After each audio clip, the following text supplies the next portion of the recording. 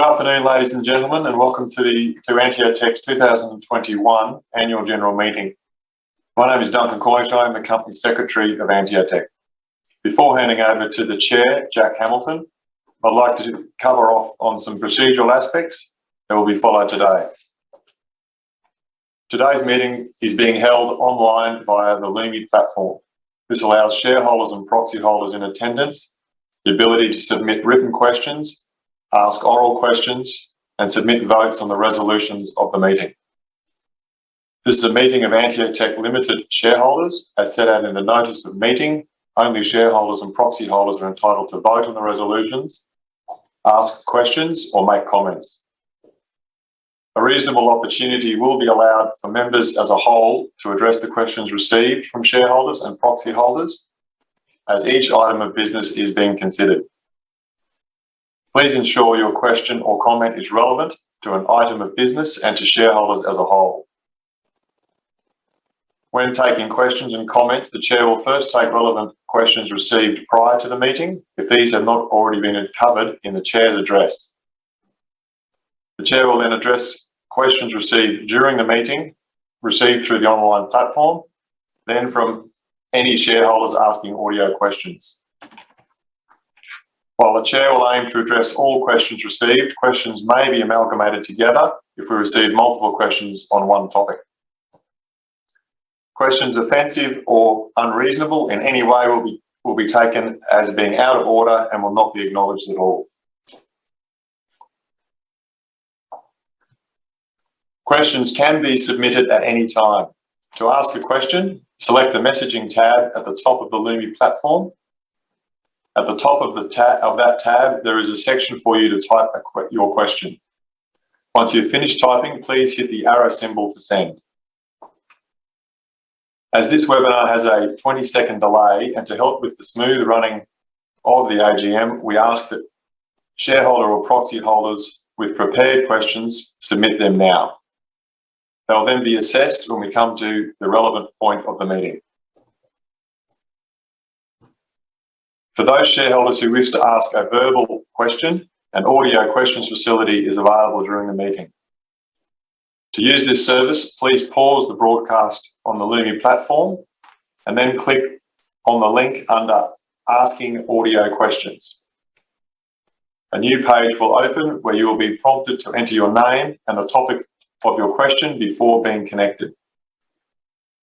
You will listen to the meeting on this page while waiting to ask your question. If you have any issues using this system, please return to the Lumi platform. Finally, due to time constraints, we may not get to answer all of your questions. If this happens, we will answer them in due course via email. Voting today will be conducted by way of a poll on all items of business. In order to provide you with enough time to vote, I will shortly open voting for all resolutions. Once voting is open, and if you are eligible to vote at this meeting, a voting tab will appear at the top of the window, adjacent to the messaging icon.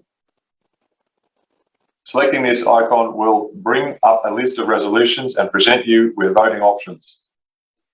To cast your vote, simply select one of the options. There is no need to hit a submit or enter button as the vote is automatically recorded. You are, however, able to change your vote up until the time that the Chair declares voting closed at the end of the meeting. Should you experience any technical difficulties during this webcast, please contact the Share Registry Online AGM support team on 1300 737 760. In the unlikely event that technical issues prevent the meeting from proceeding as planned, AnteoTech will make announcements via the ASX platform and our website. Voting is now open and you can vote at any time throughout the meeting until the Chair declares voting closed, which will be following Resolution 10. I now hand the meeting over to AnteoTech's Chair, Jack Hamilton. Thank you, Duncan, and I lend my welcome to all shareholders joining us today. The formal meeting will be conducted first and will be immediately followed by a shareholder update presentation by our CEO, Derek Thompson, on the current status of the business and our near-term objectives, including a question and answer session on that business progress. I'm advised that a quorum of members is present, and I declare the meeting open. The decision to hold the meeting virtually online again this year was based on our assessment of the health and safety implications for all our shareholders, staff and community as our first priority. The ongoing border closures has also made it impossible for your board to meet in person for this meeting. The virtual meeting has enabled shareholders from many locations to participate in today's meeting, and I'm glad to see so many of you joining us this afternoon. Your board and I do look forward, however, to the time and opportunity when we can again meet in person. I acknowledge the traditional custodians of the various lands we're all meeting from virtually today, and I pay my respects to elders past, present and emerging, and recognise and celebrate the diversity of Aboriginal peoples and their ongoing cultures and connections to the land and waters of this country. I would now like to introduce your board of directors, who are all present at today's meeting but are participating from their home locations. Firstly, Dr. Jeff Cumming and Mr. Christopher Parker. The board and I are also pleased to welcome to their first AnteoTech AGM, Ms. Glenda McLaughlin and Dr. Catherine Woodthorpe. Glenda and Catherine will be seeking your support today to continue as directors through the usual election process later during the meeting. Given we are virtual and shareholders will not get the normal opportunity to meet and talk to our new directors, I'd like to invite Glenda and Catherine to introduce themselves and say a few words. Firstly, Glenda. Well, thank you, Jack. Welcome to everybody today. Look, I'm really honoured to join the AnteoTech board at such a pivotal time in the company's development. Since joining the board, it's clear to see that it's a busy and exciting time in the company. After many years of research and development, the company is now entering the commercialisation and growth stage of its journey. And I'd really like to acknowledge the terrific work done to date by the whole team, but particularly Jack and Derek in getting the company to this point. By way of background, I have about 30 years experience working in global financial markets across a range of industries, particularly the energy sector. And I've served as a director of a number of ASX listed and not-for-profit company boards. I think AnteoTech is poised to capture a share of two very large market opportunities in the point-of-care diagnostic sector and the lithium-ion battery sectors. And the groundwork's been laid, and I'm privileged to join the team at this time. Thank you. Thank you, Glenda. And now, Catherine. Hello, everybody. I'm delighted to meet you, albeit as a disembodied voice. And hopefully in the not too distant future, we'll be back to meeting normally again. And like Glenda, I'm very excited to be joining Jack and the board of AnteoTech at such an important time in the company's growth. I have a background in innovation and commercialization in both energy and life sciences. So joining the board of AnteoTech is a great fit for my skills, and I hope to add value to the company as we grow, especially at this pivotal time in the company's future as we move from an R&D company to a commercial company. Derek, Jack and the board have accomplished a lot in the last 12 months and the future looks very exciting, and I'm looking forward to contributing to that future. Thank you. Thank you, Catherine. Also with us today is the AnteoTech management team, and they're joining us from our Brisbane offices. We have Derek Thompson, our CEO, Duncan Cornish, our company secretary, who you've just heard from earlier, Tim Pritchard, who has recently joined us as CFO and is taking over the company's secretary role from Duncan over the coming weeks, Charlie Wang, our head of life science, and Manuel Weiser, our head of energy, and we welcome them. Also joining us online are Mr. Lucas Mylanus, our senior audit partner from BDO, and Mr. John Toigo, our legal counsel from Spark Helmore. I'd now like to turn to my chair address. As we meet today, again, unfortunately in a virtual format, I think we're all hopeful that we appear to be close to the end of the first phase of the pandemic here in Australia. Life and business are opening up, borders are slowly reopening both domestically and internationally as Australia rejoins a changed world. Australia's vaccination take-up after a slow start is now world leading and allowing us to enter the next phase of living with the virus. However, whether you find yourself in Australia's position or in a part of the world with much lower vaccination levels, the virus and therefore the testing need will be with us for quite some time to come. So it's opportune to reflect from where and how far AnteoTech has come over this past year. This year has seen AnteoTech rapidly accelerate its two-pronged strategy, focusing on two applications of our core surface coating IP, namely in life sciences on the point-of-care testing market, and in energy in working to solve the silicon challenge in enhancing the energy performance of lithium-ion batteries in order to drive down the energy cost per kilowatt hour, accelerating their adoption across the globe.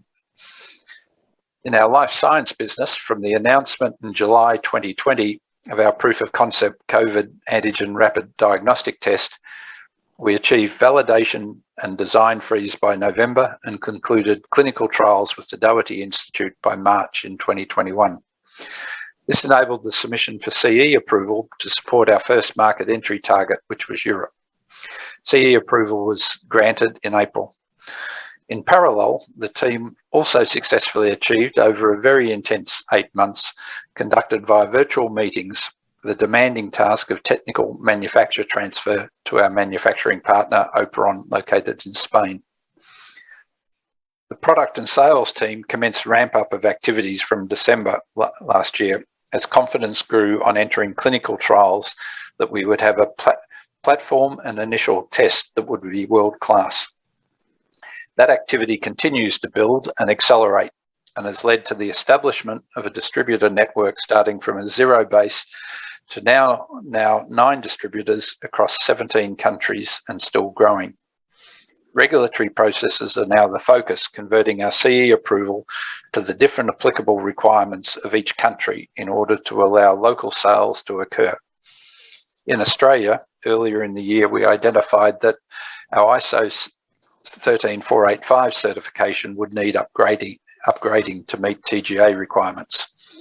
So on top of everything else, the team accelerated those plans by 3 months, and along with meeting the needs of a near 3-fold increase in clinical trial data compared to CE requirements in order to allow our TGA submission to occur on our announced revised timetable in late September. We're expecting feedback on the registration of both the Eugenie reader and our first test, the COVID antigen rapid test, in the coming few weeks. If successful, plans are well established with our local distributor Abacus to establish product sales here domestically. Our life science team over that time has grown from 8 at the time of our proof of concept announcement to now 25 with the recent announcement of our new senior sales and marketing appointment, and it is still growing. All shareholders should be proud of what this small team in international terms has been able to achieve for your company to date, although in some ways the journey has actually only just begun. The life science team's focus is now converting this base into initial sales and the establishment of a distribution network for our Eugenie reader platform, which lays the foundation for future revenue leverage. Supporting the platform adoption is the pipeline of announced tests in development, covering the multiplex test for COVID, flu A and B in a single test, and our family of sepsis tests through final design, clinical trials, registration, and if successful, to sales. In addition to strengthening our presence in Europe and Southeast Asia, we also expect to enter the US market in 2022 on the back of the multiplex COVID flu test, and work on the market entry plan is well underway. My comments have focused on our accelerated strategy of moving up the value chain to be an assay developer in our own right, but I should not overlook the validation of AnteoBind through our raw material sales. We were pleased to see the success of our local customer, Ellume, in achieving FDA accreditation in December, and the subsequent success in securing a major US Department of Defense contract, which was also a validation of AnteoBind in the world's largest single market for point-of-care testing. The Serum Institute of India, the world's largest vaccine manufacturer, has also grown to become a major customer of AnteoBind, applying it in the quality control processes involved in vaccine production. We also achieved our first sales of services in assisting clients in solving difficult assay challenges with the link of both capability recognition and pulling through AnteoBind for future sales. The addressable market for our life science business has been rapidly growing, with the previous predictions of around US $11.5 billion by 2026 now being seen as low, with the rapid uptake of point-of-care testing driven by the pandemic. The rapid testing market for COVID, whilst very competitive, is still strong and increasing globally. Whilst the spotlight may have been on life sciences this past year, Manuel Weiser, our head of energy, and his small but highly capable team have also been making strong progress. As flagged in my address last year, we've been focused on building interest around AnteoX, our cross-linking additive. We've had AnteoX in evaluation with several collaborators to both raise the profile of AnteoX and AnteoTech, but more importantly, gather market intelligence on how it best fits and can be modified to better position it into the market needs of battery manufacturers and suppliers. Collaborator 8, a large multinational North Asia specialty chemical company, verified the electrochemical uplift that AnteoX as a binder component provides in high silicon content anode designs, reporting a performance gain in line with our internal results, which showed an uplift between 15 to 26%. Collaborator 8 and AnteoTech jointly showcased these results to one of their customers, a high-performance battery developer and manufacturer. Following the presentation, the customer has not only expressed interest in AnteoX, but also in the high silicon content concept design developed in-house during AnteoX testing. Evaluation of AnteoX using our reference design is now in progress with this customer, with results anticipated early in the new year, which will inform the next steps in the commercialization of AnteoX. In parallel, Collaborator 2, a major European silicon manufacturer, has progressed discussions and introductions to their customer network, which includes automotive producers, giving the opportunity for Manuel to showcase the results the team are generating using Collaborator 2's microsilicon and AnteoX again in an in-house designed silicon dominant electrode. The progress with both these collaborators, along with the encouragement and guidance from our newly formed Energy Advisory Board, are giving us confidence that the energy team is on the right track to commercialise AnteoX. Our energy activities remain focused to meet a significant and growing market. The latest International Energy Agency World Energy Outlook 2021, which has just been released, is forecasting the lithium-ion battery market to hit US $130 billion per annum under current policy settings, and with the adoption of net zero policy settings being debated during COP26, will hit US $470 billion, a threefold increase by 2030, and expanding still further to US $860 billion per annum by 2050. The IEA report states that batteries will play a central part of the new energy economy. AnteoTech's energy development path is feeding directly into this coming wave of change. Both divisions are positioned to see the continued acceleration of the transformation journey AnteoTech embarked on when embracing the current strategy back in 2018. To focus our development and commercial efforts where our IP makes a difference and a positive contribution to meeting the needs of these global winds of change. As you've just heard in my introduction, we've strengthened our board through the year with the addition of Ms. Glenda McLaughlin and Dr. Catherine Woodthorpe, and we look forward to their contributions to the journey ahead. In addition, we were pleased to announce the establishment of our two new advisory boards, with Professor Paul Young and Professor Dominic Dwyer joining the clinical board, and Mr. Oliver Gross and Dr. Kevin Eberman joining the energy board. These external eminent experts in their respective fields have already started to bring strong guidance to the board and management as we chart our future pathway in the life science and energy businesses. On behalf of the board, we extend our appreciation to our shareholders both long-standing and new, for your ongoing interest and commitment to the company. The capital raising in April-May, which combined raised $20 million, far exceeded our expectations. The funds are being deployed to build our capability, establish our manufacturing facility in Brisbane, and support the rollout of the Eugenie platform. I extend my thanks to our CEO, Derek Thompson, and to all our staff who have delivered the AnteoTech transformation journey to date and have not slowed the pace one iota over the past 2 challenging but exciting years, and are focused on continuing to drive the company forward for our shareholders. Finally, my thanks to my board colleagues for their focus and commitment over the past year, including Matt Sanderson, who stepped off the board back in April, but was a foundation member of the board that set the strategy in place to bring the company to where it is today. A special thank you to both Chris and Jeff Cumming, who have supported Derek and the life science team well beyond the expectations of the role of a non-executive director in accelerating the path for our Eugenie platform and our first commercial rapid antigen test. Having such commercial and technical expertise in our life science field, now complemented with the addition of Glenda and Catherine at board level, gives AnteoTech the ability to leverage our capability and deliver to our potential on the international stage. All at AnteoTech are committed and focused on driving the company forward to commercial success and to the rewards that success will bring all shareholders. I'll now turn to the formal business of the meeting. All resolutions for consideration today will be put to a poll.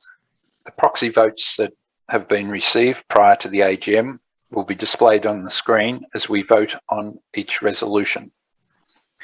Your board unanimously supports all resolutions for consideration today and recommends shareholders vote in favour of each resolution where the board is allowed to express a view.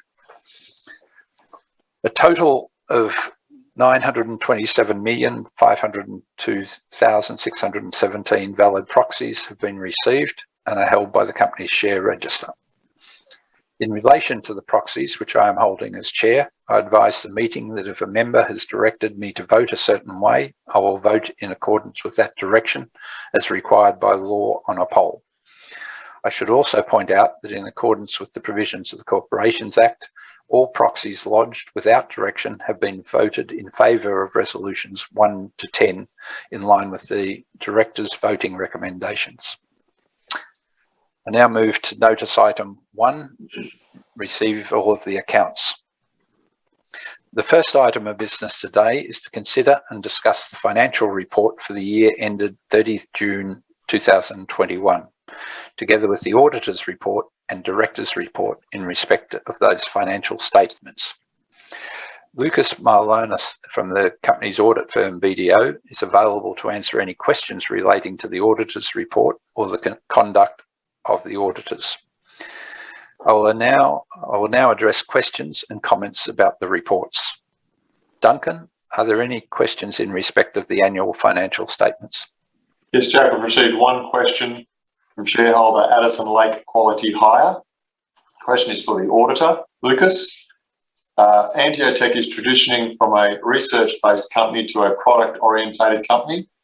This raises the likelihood that spending will become orientated to development as opposed to research activities. Subject to the rules of the accounting standards AAS 138, the spending may constitute an asset. Note 1K in the last accounts acknowledged AAS 138 and set out 10, which the standard sets out 10 tests for capitalisation.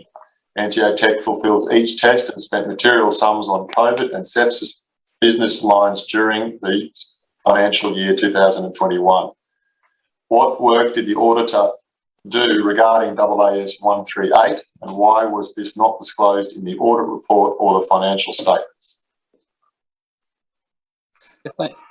Yeah, thanks, Duncan. I'm happy to answer that question.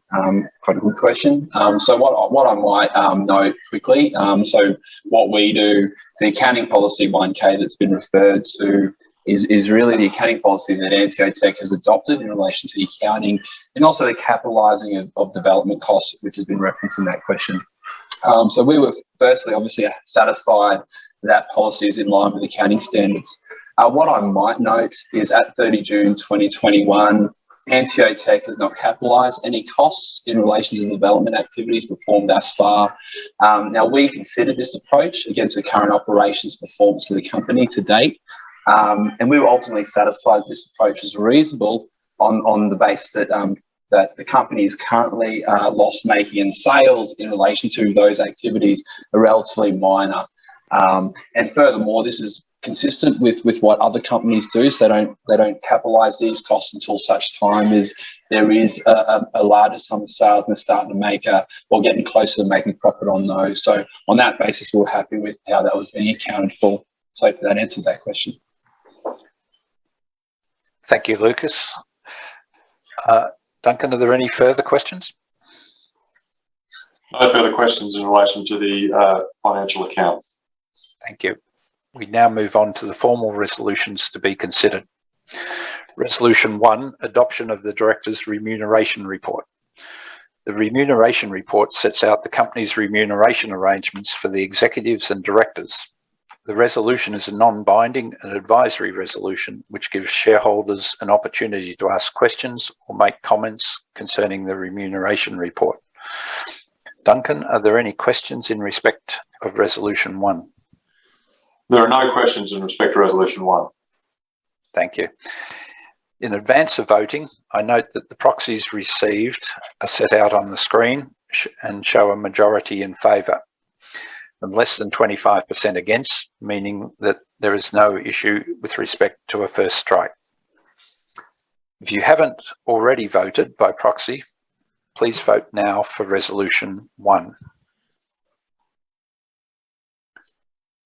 I now move to Resolution 2, the re-election of myself as a director.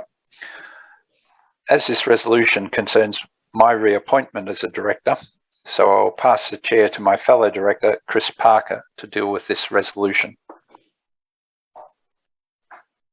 Thank you, Jack. So Resolution 2 is an ordinary resolution.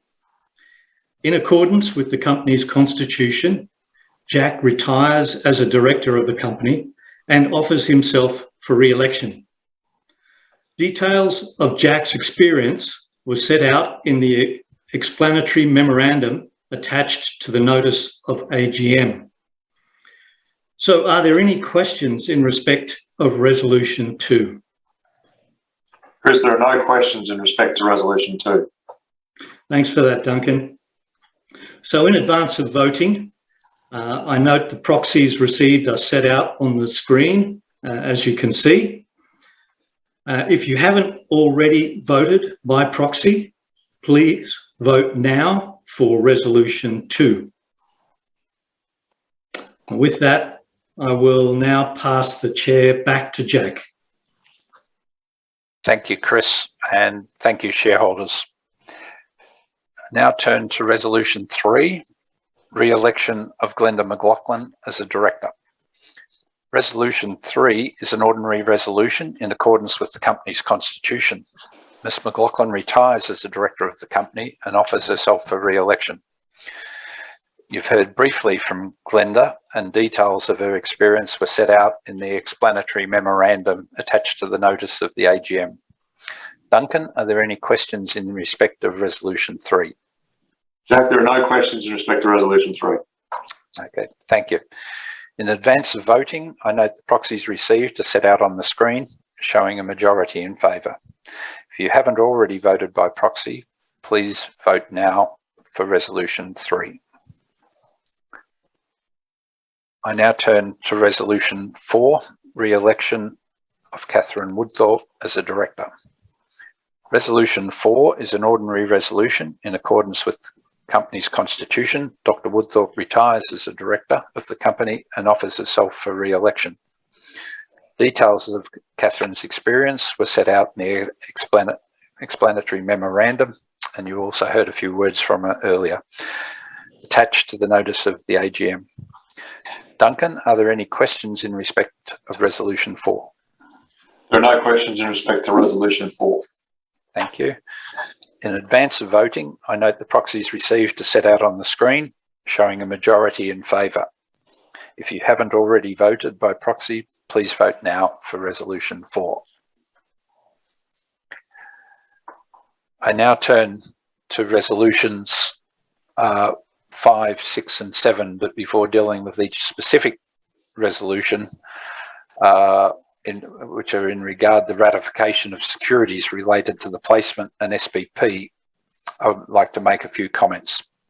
These resolutions are to refresh the company's placement capacity.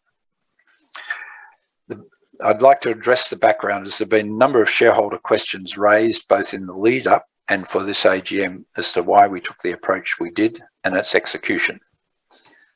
During May 2022, the company completed the issue of shares under a placement followed by an SPP, and also included the issue of fee options to the lead manager of the placement.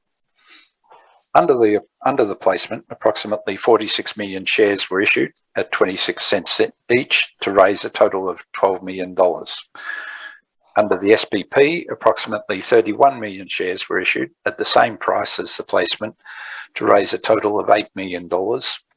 And the lead manager, PAC partners of the placement, received just over 9 million options pardon me, as part of their fee in leading the placement, exercisable at 39 cents per share on or before the 5th of May 2023. In relation to the capital raising, I'd like to make the following observations. In planning for the capital needs associated with predominantly supporting the Eugenie rollout and life science growth plans, the board had 3 key objectives in mind. 1, be confident the raising would be successful and ensure the company was well funded to meet the growth needs if successful in getting our Eugenie platform and first tests successfully through registration. 2, initiate a process to diversify the register to include exposure to institutional investors, so that should the company in the future require capital beyond the capability of existing shareholders, institutions as a source of deeper capital pools would have had some exposure to AnteoTech ahead of any such need.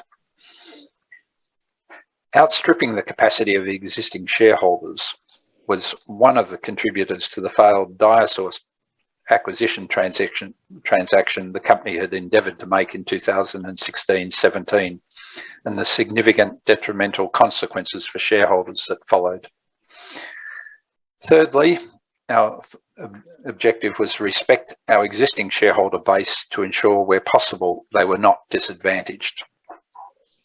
The company worked on delivering against these objectives for the months leading into the capital raising in late April. The company adopted a placement approach to both garner the exposure to institutions as well as to be confident of successfully raising the targeted original $12 million, which was a 4-fold increase over the previous raise, which at the time had fallen short of its targets, with existing shareholders at that time only covering just over 60% of the company's targeted raise. When we announced the placement and SPP, the raising price of 26 cents per share represented a 9.9% discount to the 30-day VWAP, considered a very reasonable market discount. As a result, both on the price and the quantum, the dilution was minimal to any existing shareholders. The higher raising price would have also had an insignificant impact relative to dilution, but added a degree of risk to raising the funds we needed at the time. All shareholders, large and small, were considered when we structured the capital raising. The share price increased after announcing the capital raising, resulting in a strong take-up of the SPP. While this was pleasing, we would have been foolish to plan for that and risk the capital raising not succeeding by attempting to set a higher raising price. The lead manager fees for the placement were in line with market fees at the time we executed the broker mandate and similar to the previous 2 capital raisings the company had undertaken. The rapid increase in share price meant the non-cash value of the options on paper increased rapidly as well by the time the placement took place. On paper, the value has since weakened and will continue to rise and fall over their exercise window to May 2023. Duncan, are there any questions in respect of resolutions 5, 6 and 7? Yes, Jack, I've received 2 questions. The first one is from shareholder John Visage. Can the board please further explain the decision to utilise PAC partners as part of the capital raise when it was clear the current shareholders would have easily provided the funds required? Thank you. I've addressed this question in my introduction to the resolutions. It may well have been clear that shareholders could have covered it on May the 19th when we actually closed the SPP, but it was not clear when the capital raising planning was developed. And as I said, the company needed to be certain of a pathway to funds, and given both the history and the significant increase in the size of the raise that we undertook. So thank you. Second question was from Pascal Philippe. Why were shareholders not asked to participate in the recent capital raise which PAC Group undertook? Again, I've addressed earlier the reasons and approach taken to the capital raise, but shareholders were accommodated in our recent raise, both via the placement process, which was only open to those investors meeting the Corporations Act requirements of being a sophisticated investor, and also through the SPP process.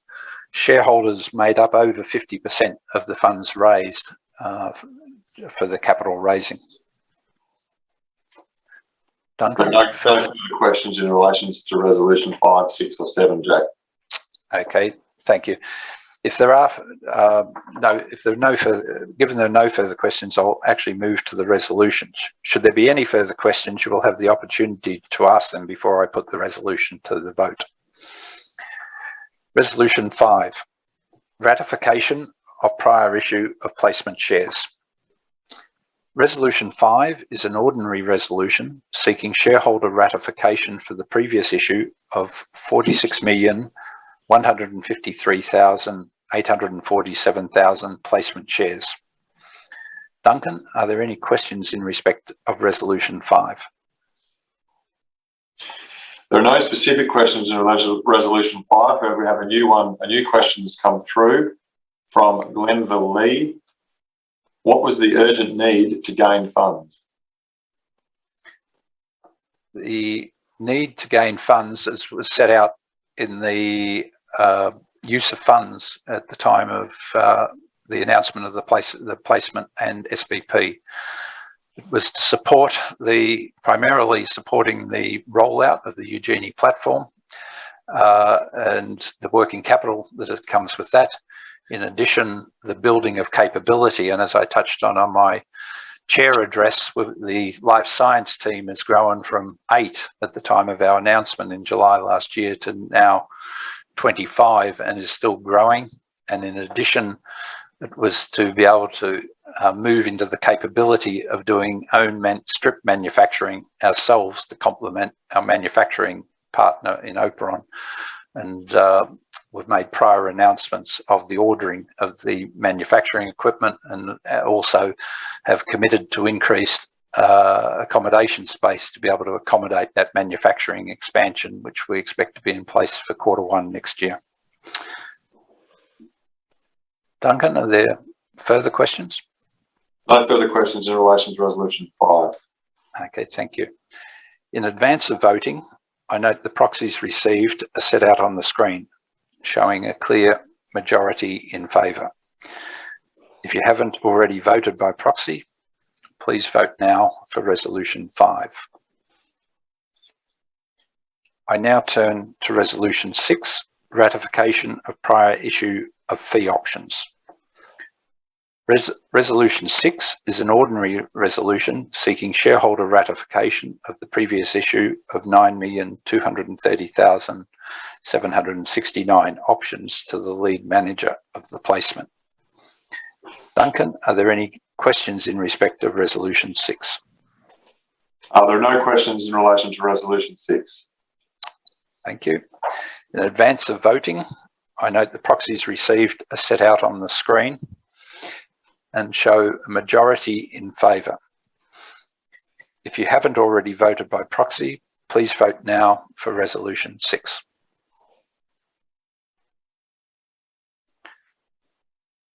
Turn now to Resolution 7, ratification of a share issue under the share purchase plan.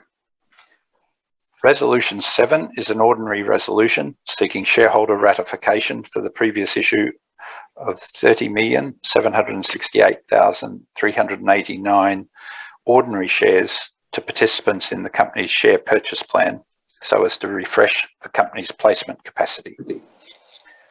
Please note my earlier comments about the placement and SPP with respect to pricing structures. Duncan, are there any questions in respect of Resolution 7? Jack, there are no specific questions in relation to Resolution 7. We've had two further questions in relation to the capital raising as a whole come through. Yes. The first one's from Mr. Craig Alexander. Why wasn't the market able to value the energy announcement that was released in the morning before the company went immediately into trading halt? Thank you. Planning for a capital raise occurs over weeks, if not months. The timing of the energy outcome was not in our hands as Collaborator 8 was in possession of the process and advised us of the results, which we did not control. Our capital raise process had been readied for launch with all the preparatory work complete after some initial delays from our initial internal plans that had been moved back due to market conditions. The release had to be made public upon learning of the outcome with Collaborator 8 as per our continuous disclosure requirements, but also became a requirement of the cleansing process for the capital raising. The second question was from Glenville Lee. Why was PAC chosen? We conducted a roadshow to brokers as part of the process, seeking interest from various brokers. Out of the process, from those that expressed an interest to support the company, PAC was seen as by the board as our preferred option from the choice that we had. No further questions, Jack. Thank you, Duncan. Right, just catching up. Right, so we're on ratification of the share issue under the share purchase plan. So in advance of voting, I note the proxies received are set out on the screen, showing a clear majority in favour. If you haven't already voted by proxy, please vote now for Resolution 7. Turn now to Resolution 8, approval to adopt a new employee equity incentive plan. Resolution 8 is an ordinary resolution seeking shareholder approval to adopt a new employee equity incentive plan. Details of the plan were outlined in the notice of AGM. Shareholder approval of the incentive plan would enable securities issued under the incentive plan over the next 3 years to be excluded from the calculation of the number of securities issued for the purposes of ASX Listing Rules 7.1 and 7.1A. The directors have recently adopted the new incentive plan, replacing the previous employee share option plan that had operated since 2008. The previous ESOP was limited to the issue of options only. The new incentive plan includes a wider range of securities, being shares, options, and/or performance rights, and is designed to assist with the attraction, motivation, and retention of employees, executives, and consultants to the company and its associated entities, aligning the interests of those persons and with those of the shareholders by matching rewards with the long-term performance of the company and accordingly drive the company's improved performance. Duncan, are there any questions in respect of Resolution 8? No questions have been received in respect to Resolution 8. Okay, thank you. In advance of voting, I note that the proxies received are set out on the screen, showing a clear majority in favour. If you haven't already voted by proxy, please vote now for Resolution 8. We turn now to Resolution 9, aggregate remuneration payable to non-executive directors. Resolution 9 is an ordinary resolution seeking shareholder approval to increase the total maximum aggregate annual remuneration that may potentially be payable to non-executive directors of the company from $250,000 per annum to $500,000 per annum. The maximum aggregate cap on remuneration that may be applied to pay the non-executive directors of the company has remained unchanged and has not been increased since 2002. Shareholder approval is being sought to bring the aggregate into line with board fees for comparable companies that prevail in 2021. The board considers that this increase in the total maximum aggregate annual remuneration that may potentially be payable to the non-executive directors is necessary to provide for increases to the remuneration payable to non-executive directors and any additional non-executive directors who might join the board. It's important to note that whilst the company is seeking approval to increase the maximum amount that may potentially be payable to non-executive directors, the board anticipates that the maximum payment limit will not be met in the short term. Duncan, are there any questions in respect of Resolution 9? There are no questions in relation to Resolution 9. Thank you. In advance of voting, I note that the proxies received are set out on the screen, showing a clear majority in favour. If you haven't already voted by proxy, please vote now for Resolution 9. I turn now to Resolution 10, adoption of a new constitution. Before putting motion 10, I remind all shareholders that voting will shortly close following this resolution and a short question session, and so that any final questions that may not have been addressed. Resolution 10 is a special resolution requiring a supermajority in favour of 75%, seeking shareholder approval to repeal the company's current constitution and adopt a new constitution. The company's current constitution was adopted in 2011. Since then, there have been a number of changes to the Corporations Act and the ASX listing rules. There have also been significant developments in corporate governance principles and general corporate and commercial practice for ASX listed companies. Many of the amendments reflect current practice for matters commonly dealt with in a company's constitution, while others are administrative or minor in nature.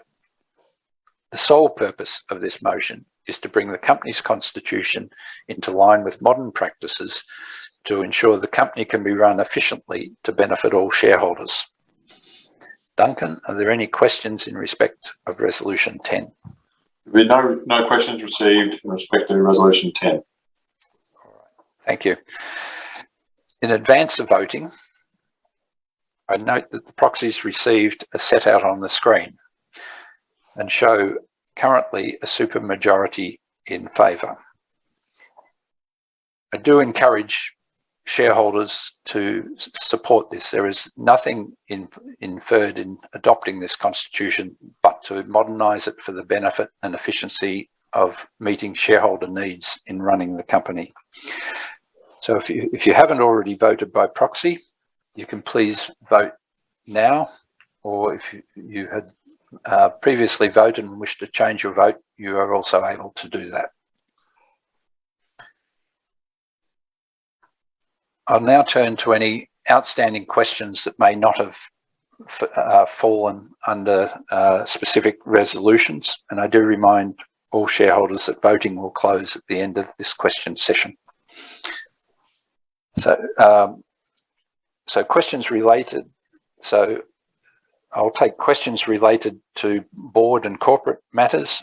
Any questions that have been tabled relating to the status of the business will be picked up and addressed by Derek following his presentation, where shareholders will also get the opportunity to ask questions related to the progress the company is actually making on its business plans. Duncan, are there any further questions related to the board or corporate matters? Yes, Jack, we have a few questions. The first question is from Gareth Grant. Can the board advise what company structures are in place internally, apart from the CEO, to commercialise the various opportunities? What senior managers would be able to take over should the current CEO be unable to carry out his duties?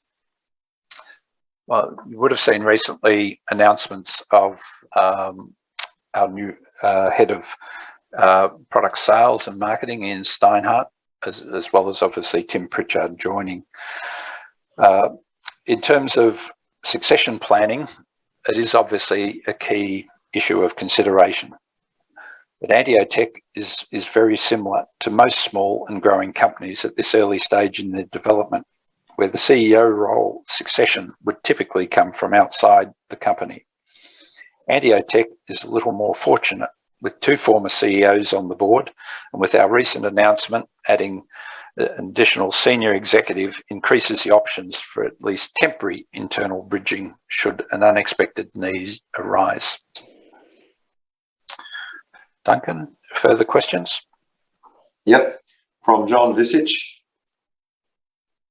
Can the board further iterate that company funds raised are being used substantially to grow inventory, and are they able to provide guidance on actual sales of the Eugenie platform and tests?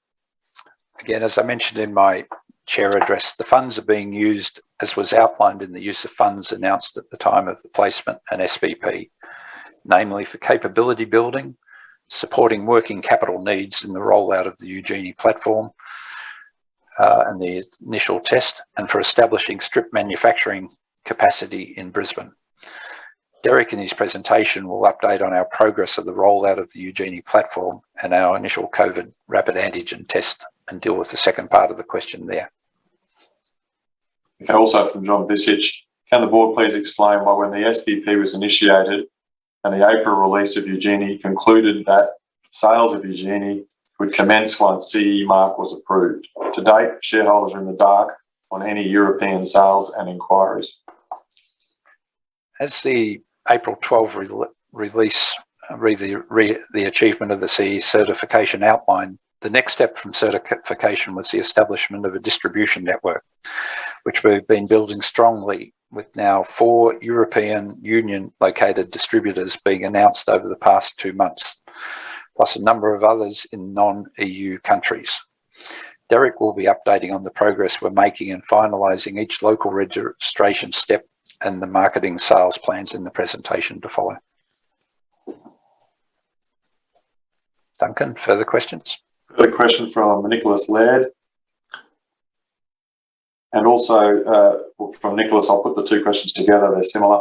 I would like to please know why Matt Sanderson decided to leave the board and whether this was due to any personality clashes or if it was for his own reasons. And secondly, I'd like more information as to why the recently appointed CFO resigned in such short tenure, and if this was due to any personality clashes or was this for any other reason. Thank you. In regard to Matt, Matt resigned as a director for his own personal reasons. In regard to Gail Dukes, our CFO that joined us in 1st of July and stepped away at the end of August, Gail decided that for her own personal reasons that the step to AnteoTech wasn't right for her, and decided to exercise her option during the typical probationary period in our employment contracts, in both her and the company's best interests in deciding to step away. Gail worked exceptionally hard even during a short period with us, including post her decision to step down, and was flexible with her notice period to ensure, for example, our annual audit was completed on time and without disruption. We're actually very pleased that Tim Pritchard has now joined us in the CFO and company secretary role.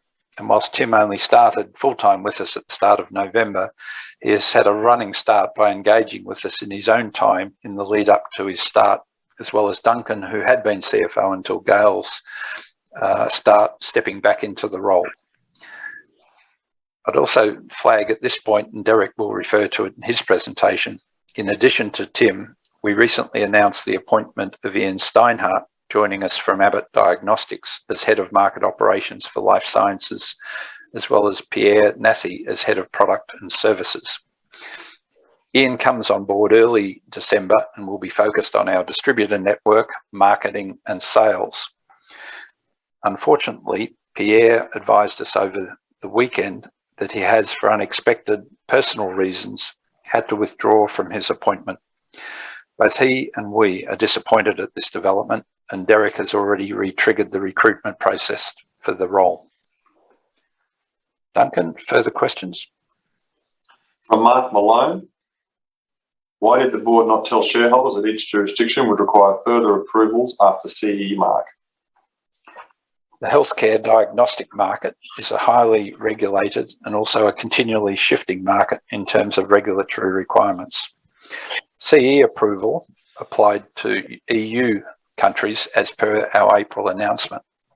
And for most EU countries, once a local distributor is appointed, the final step is a relatively straightforward registration process, which requires the local distributor to be in place as they form part of the registration details. And Derek will be updating on where we're standing on our current progress shortly. Non-EU countries have their own requirements, which can draw on CE registration, which in some cases, such as Turkey, but they then apply their own local requirements in addition. In Australia, regulation is governed by the TGA, and it has its own regulatory requirements that differ from the EU process, as does the USA with its FDA process, again, each different. The regulatory landscape has also been rapidly changing over the past few months. For example, India, where we commenced activities shortly after our CE registration, which at the time of commencing did not accept CE, that actually changed shortly after our activities commenced. We immediately lodged application using our CE registration, only for the regulator 2 weeks later to reverse the decision to accept CE and set in place new regulations, which we are now working our way through. Even our TGA here in Australia, 1 week before we planned to lodge our application, changed their requirements, which the team had to respond to avoid impacting our timelines. Duncan, further questions? Maroccom Proprietary Limited. Does the company believe that its communication with shareholders is meeting shareholders' expectation? And does the company believe that shareholders deserve an explanation as to why no significant commercial sales have been made since CE mark was obtained, given that the EU was said to yield results sooner than Australia, and yet the TGA approval and sales in Australia look like happening sooner than in the EU?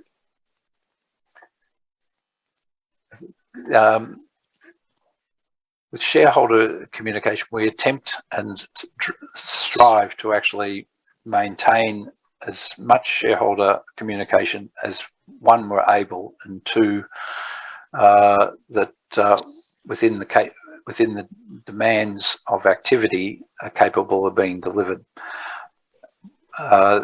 In terms of EU and progress and comment on TGA, again, Derek will actually be updating and addressing that in the presentation to follow. There was a question from Glenville Donegan, which I think is very similar to the one you've just answered. Does the board recognise the commercialisation of ADO has been slow? And what will the company do to improve the speed to market and communication to shareholders?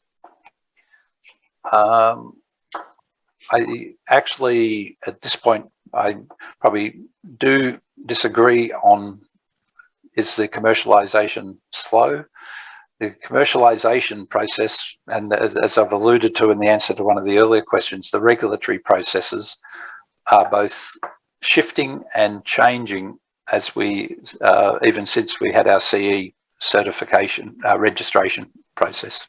Each country is adopting and changing almost, not quite by the day, but certainly frequently. The UK has been through 2 or 3 changes since over the last 4 months as to the pathway for UK registration. So the team is having to be flexible and react to each of those changes. In terms of timing of the market, we achieved CE in April. Yes, with the board, we would have loved to have seen further and increased sales earlier, but we remain confident of the pathway that we're on, that the sales will actually flow. And again, Derek will be updating in the presentation.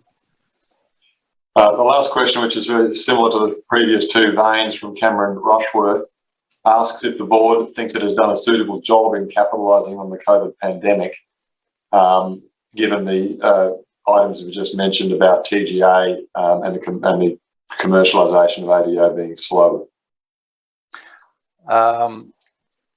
I think as I set out in my address, I think there has, and Derek actually addressed in a webinar about 3 to 4 weeks ago, and I think we alluded to it in our September quarterly. AnteoTech, offers a very small team, as I said, team of 8 at the time of achieving proof of concept, is brought to the world stage in just over around 12 months, a world-leading test. We've done it off limited resources and funds that we had at the time, and obviously we were well supported in April to assist the rollout subsequently.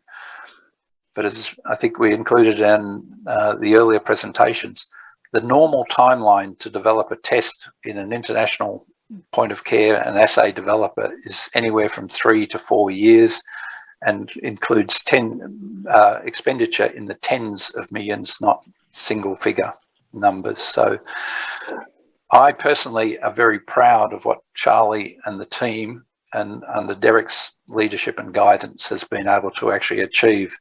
And I would actually encourage shareholders to actually adopt a similar view. You have to put in context where AnteoTech has come from, as I pointed out in my address. That said, we're very focused on driving those revenues and initial sales of the COVID test, but in addition, it's actually establishing the platform in its target market segments so that the test family coming behind in COVID, the multiplex test using for COVID flu A and B, and the sepsis family of tests, that platform is the tool that will help leverage revenue going forward. Duncan, further questions? No further questions of you, Jack. You're off the hook. It's any further questions that we have, the shareholders have submitted, will be addressed by after Derek's presentation.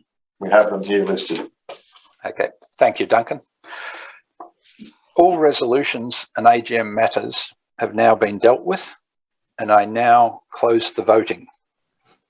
The results of the meeting will be released to shareholders via the ASX platform this afternoon. Just before concluding the meeting though, I would like to extend the board, and on behalf of the board and shareholders, our thanks to Duncan Cornish. Duncan joined us as our company secretary back in January 2019. And for the board, he has been a very steady and solid influence in assisting the board in its governance and in the running of the company, both with his hat as company secretary as well as CFO during that period.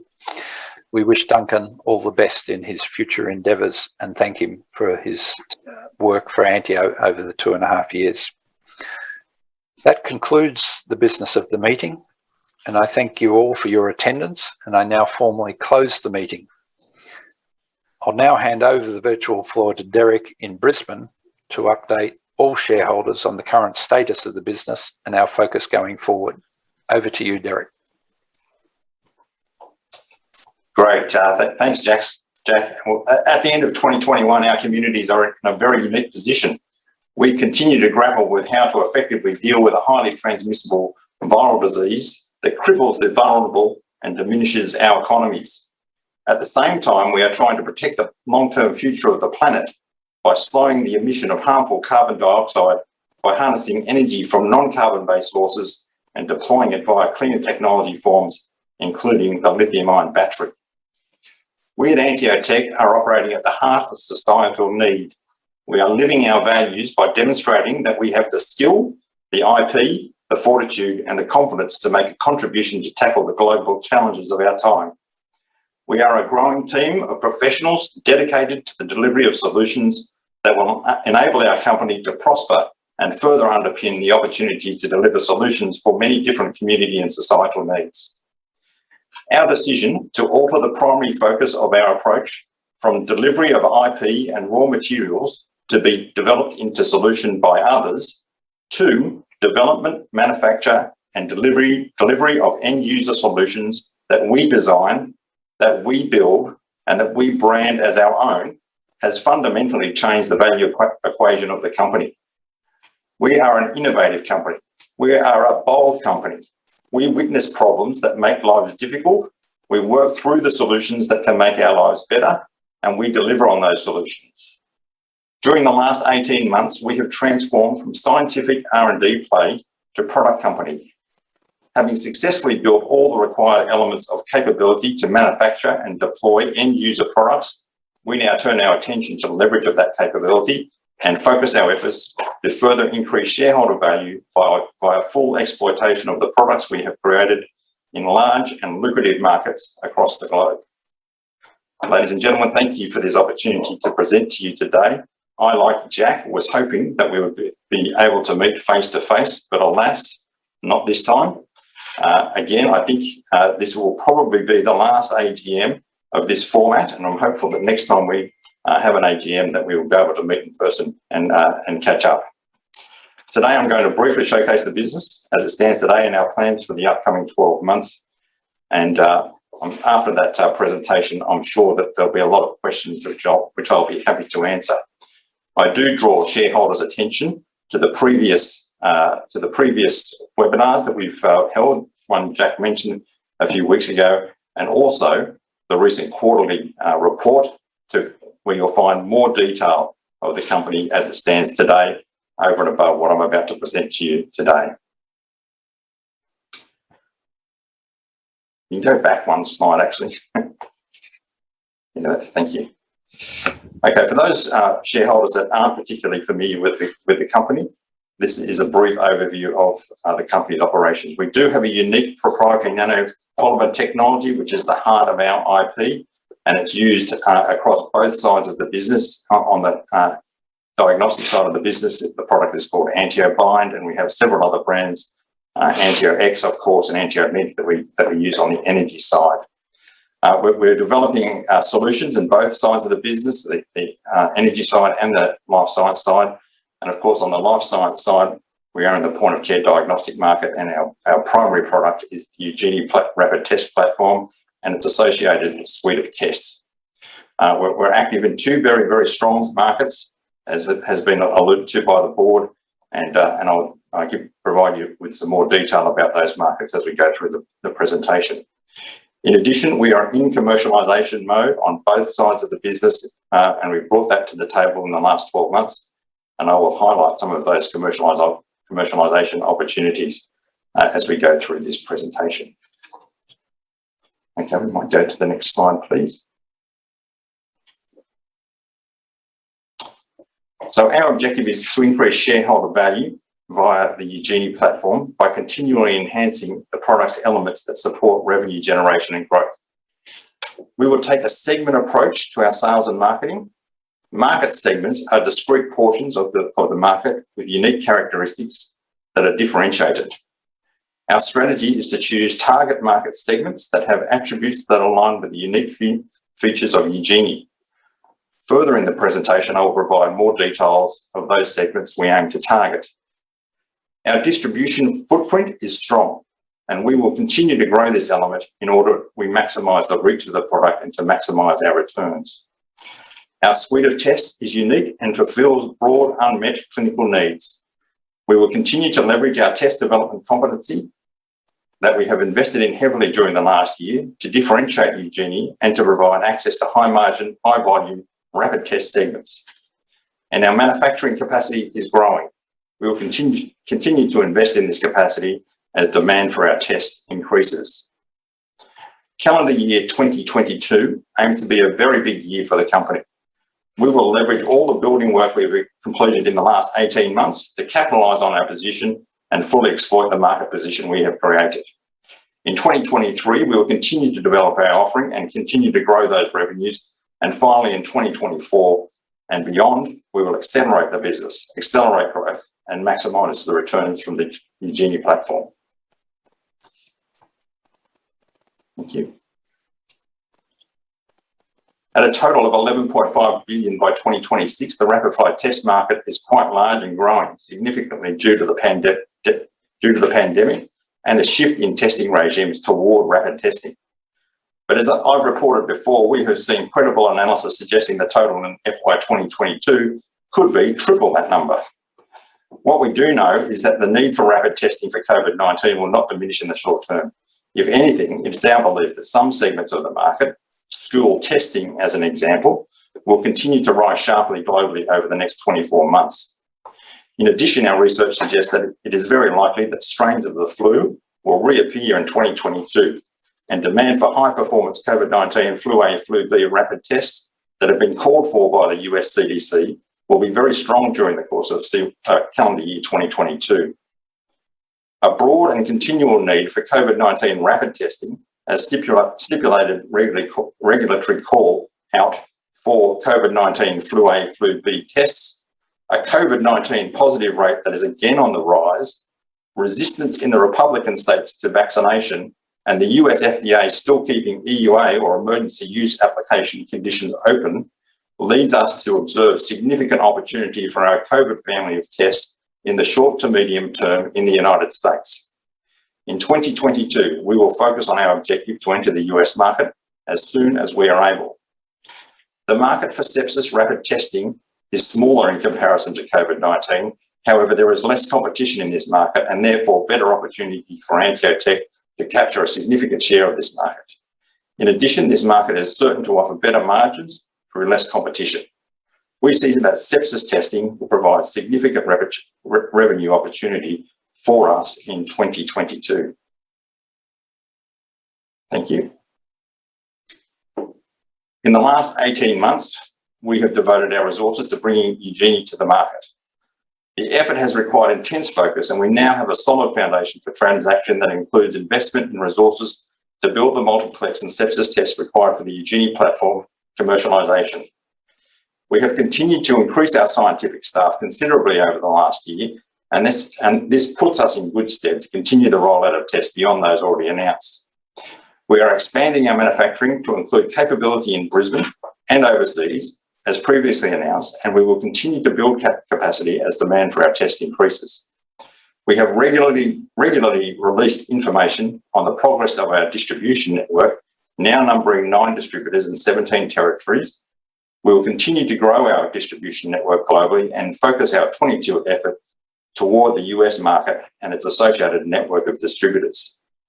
In terms of collaboration, during the journey of the past 18 months, we have worked with many other test developers, research organisations, manufacturers, and these new relationships provide significant leverage opportunity for future development.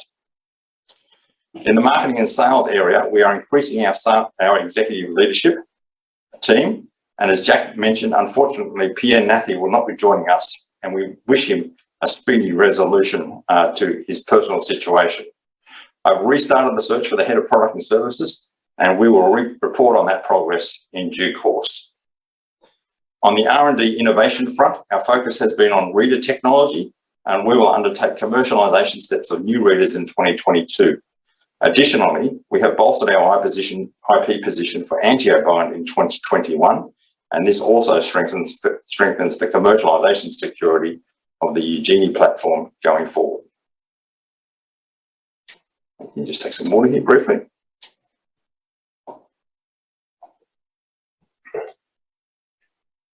Leveraging the business elements that we have built over the last 18 months and turning them into revenue requires a plan which is outlined on this slide. To maximise the revenues, we will target segments of markets with specific value propositions that align to Eugenie attributes. Our current target segments are listed here and include, for the COVID family, residential care, education segment, the full travel segment including airlines and cruising, and the pharmacy segment. And for the COVID and sepsis families, the assisted living segment, hospitals and laboratories. We will add different segments as new opportunities arise, or change segments as revenue opportunities arise, and further work on this list as our rollout continues. Our plan starts with continued focus on creation of market coverage and footprint. We will do this by addition of new distributors to our network and by carving out discrete high return portions of markets which we will manage directly. Having initiated market activity in Australia, Asia and Europe in 2021, we will now add the US market in 2022. IVD manufacture and distribution is one of the most highly regulated industries in the world.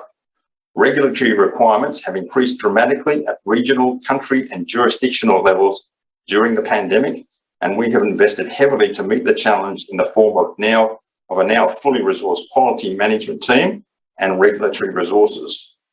Our challenge is to leverage this capability to produce the required material for approvals, including trials at all jurisdictional levels, but with particular focus on the larger regulatory requirements associated with the FDA in the US, and now the new IVDR regulations being implemented in Europe. In the diagnostic industry, reputation is everything. We must first ensure that our products can be trusted. Failure to do this will undo all the work we've completed to date.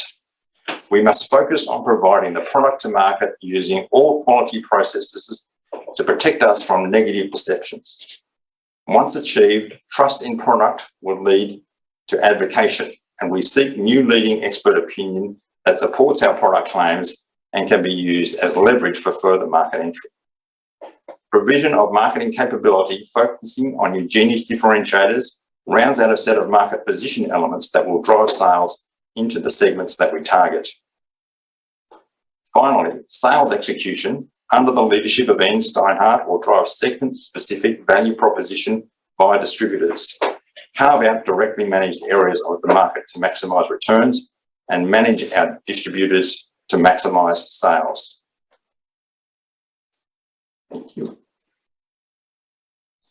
Our target geographies in 2022 include the US market. Establishing presence in the US market will complete our objective to be distributing in all Tier 1 economies, those that provide the strongest market opportunity. We have existing footprint in Europe and Asia, and our regulatory approval process are in train and on track and will be completed as soon as we are able. And as soon as we finish those regulatory approval cycles, we will be able to distribute based on target segment approaches that I've outlined.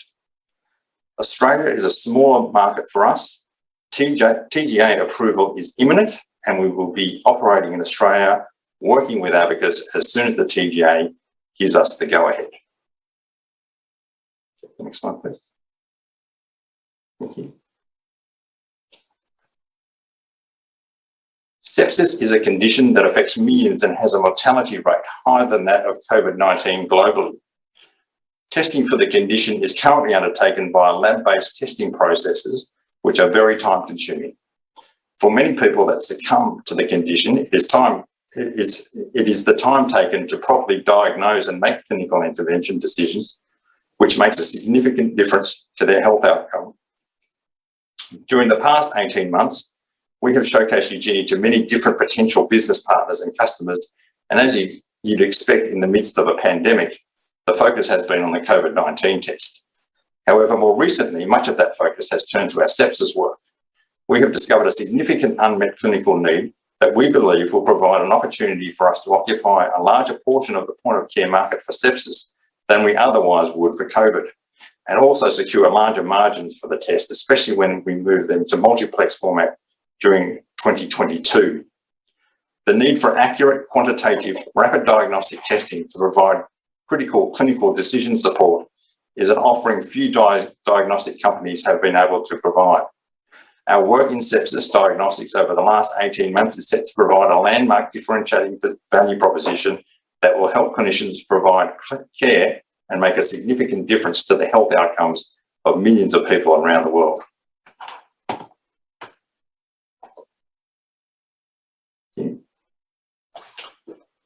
The effectiveness of a market plan can only be properly assessed when it is used in a live scenario. I offer you a recent case study, one of a number of segment-based approaches that we are currently undertaking, this one in the pharmacy segment in Italy. Italy has a population of 2.5 times the size of the size of Australia, and we consider it a target country because of its tendency to use innovative rapid testing. Recently, the Italian government made a number of new laws, including mandating testing for all unvaccinated individuals every 48 hours. This has immediately created demand for an extra 300,000 tests per day to be carried out in the country, and that number is expected to grow over the coming weeks. In addition, the Italian government has provided authority for pharmacies to perform rapid tests for these individuals. A number of local government authorities have also made laws ruling that any pharmacy that tests a positive patient within the confines of the pharmacy must shut down for quarantine. To help pharmacies in Italy overcome the risk of being shut down due to testing a positive patient inside their premises and simultaneously harness the opportunity to offer broad and immediate testing, we have been working with our distributor in Italy, Exi, and their pharmacy customers to develop a solution that harnesses a unique attribute of the Eugenie platform. Our tests can be read up to 2 hours after incubation. All other rapid tests on the market have a reading window of only minutes after incubation, which would force pharmacies to test patients inside the pharmacy premises. This unique feature of the Eugenie platform enables a process whereby a sample required for testing can be taken from a patient and put into the Eugenie cassette outside the pharmacy. And in a window of up to 2 hours, only the cassette, not the potentially positive patient, is transported into the pharmacy to be analysed in the Eugenie reader. The solution protects the pharmacy from costly shutdown and enables a revenue stream for them that is high in volume now and is likely to grow over time.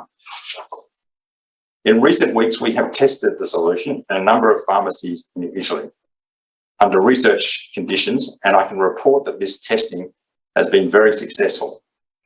I can also announce today that Italian country registration for the Eugenie platform has been secured. Initial readers and kits for the pharmacy initiative for the first small wave of pharmacies are in Exi's hands right now, and we are beginning deployment for this segment-based market initiative right now. Turning to the energy division. We are, of course, operating in the enhancement of the lithium-ion battery via improving the anode using silicon as an active material.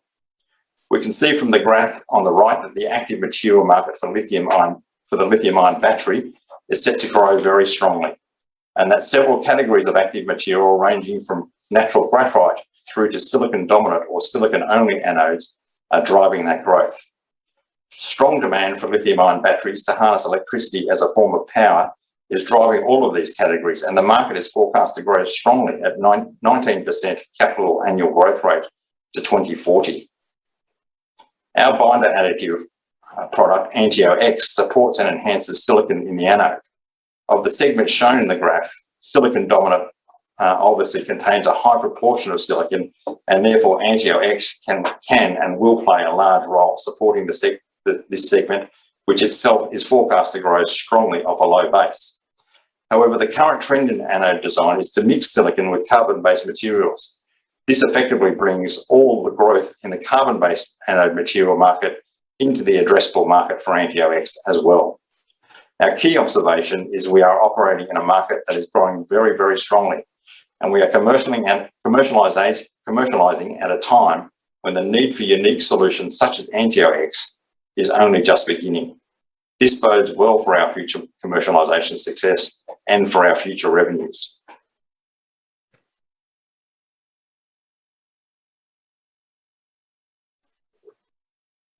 The graphs depicted here demonstrate the positive effects of AnteoTech when used in an anode that we designed and built in-house using our own IP and materials of 2 primary collaborators.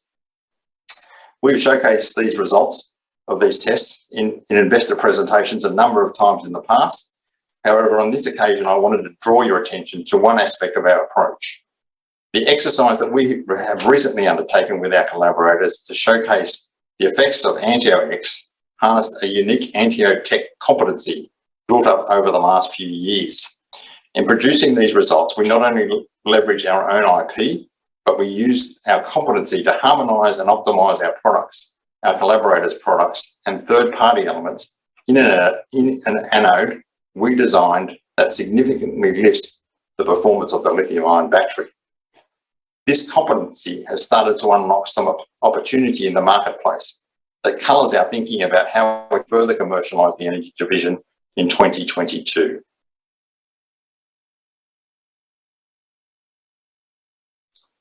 The graphic in the slide is a depiction of the lithium-ion battery value chain, and the red hashed area in the middle is the position in the value chain that AnteoX as a standard component of a lithium-ion battery resides. As reported recently, we have been presenting the attributes of AnteoX in enhancing the performance of the lithium-ion battery with a couple of collaborators who have introduced us to their customers who are significant and occupy positions in the value chain indicated by the blue hashed boundary. This competency that we have demonstrated in designing, building and optimising high-performing silicon-based anodes has caught the attention of our collaborators and our customers and their customers, and they are requesting we investigate the potential of broadening our development base to not only include AnteoX as a supplied product to the industry, but also consider a partnership approach to producing the complete anode design.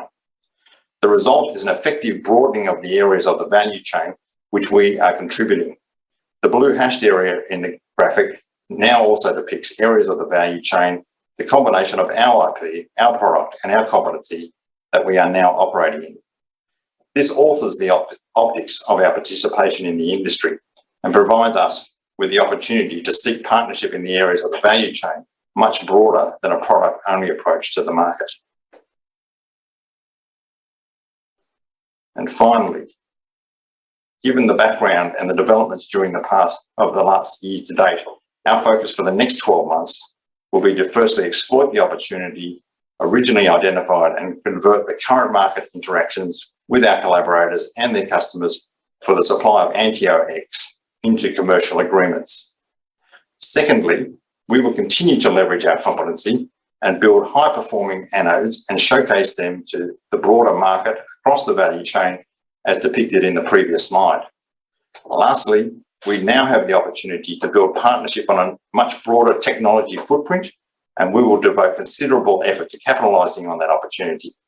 This will include a focus on the potential to build and commercialise the complete anode design by development partnership with companies across the wider value chain that I depicted. One impediment to executing a strategy to capitalise on this opportunity has been our inability to travel to the markets offering further partnerships. Now that travel restrictions are being relaxed, we will resume the program we started in early 2020, and our first market to visit will be the US in the first quarter of 2022. All right, that ends the presentation. I think we'll have some questions now. But perhaps we'll go to the very first theme of questions, which has been some questions around our relationship with Illume. We've had many questions from the shareholders about our relationship with Illume and our contractual position with them. So there's a number of areas that I think we can probably cover off straight away, which covers most of the questions that have been received. The first area that I want to talk about is our announcement earlier in the year when Illume announced that they had a contract with the American Defense Department for the supply of their home COVID test. And at the time, we made an announcement congratulating them on that success and also indicating to the market that we thought the required volumes of AnteoBind for that product ramp up would probably be very modest during the calendar year 2021. The volumes that we have been supplying to Illume during this year have been modest. We were right about that. and the volume of tests that they have been sending out has been reasonably low for this calendar year.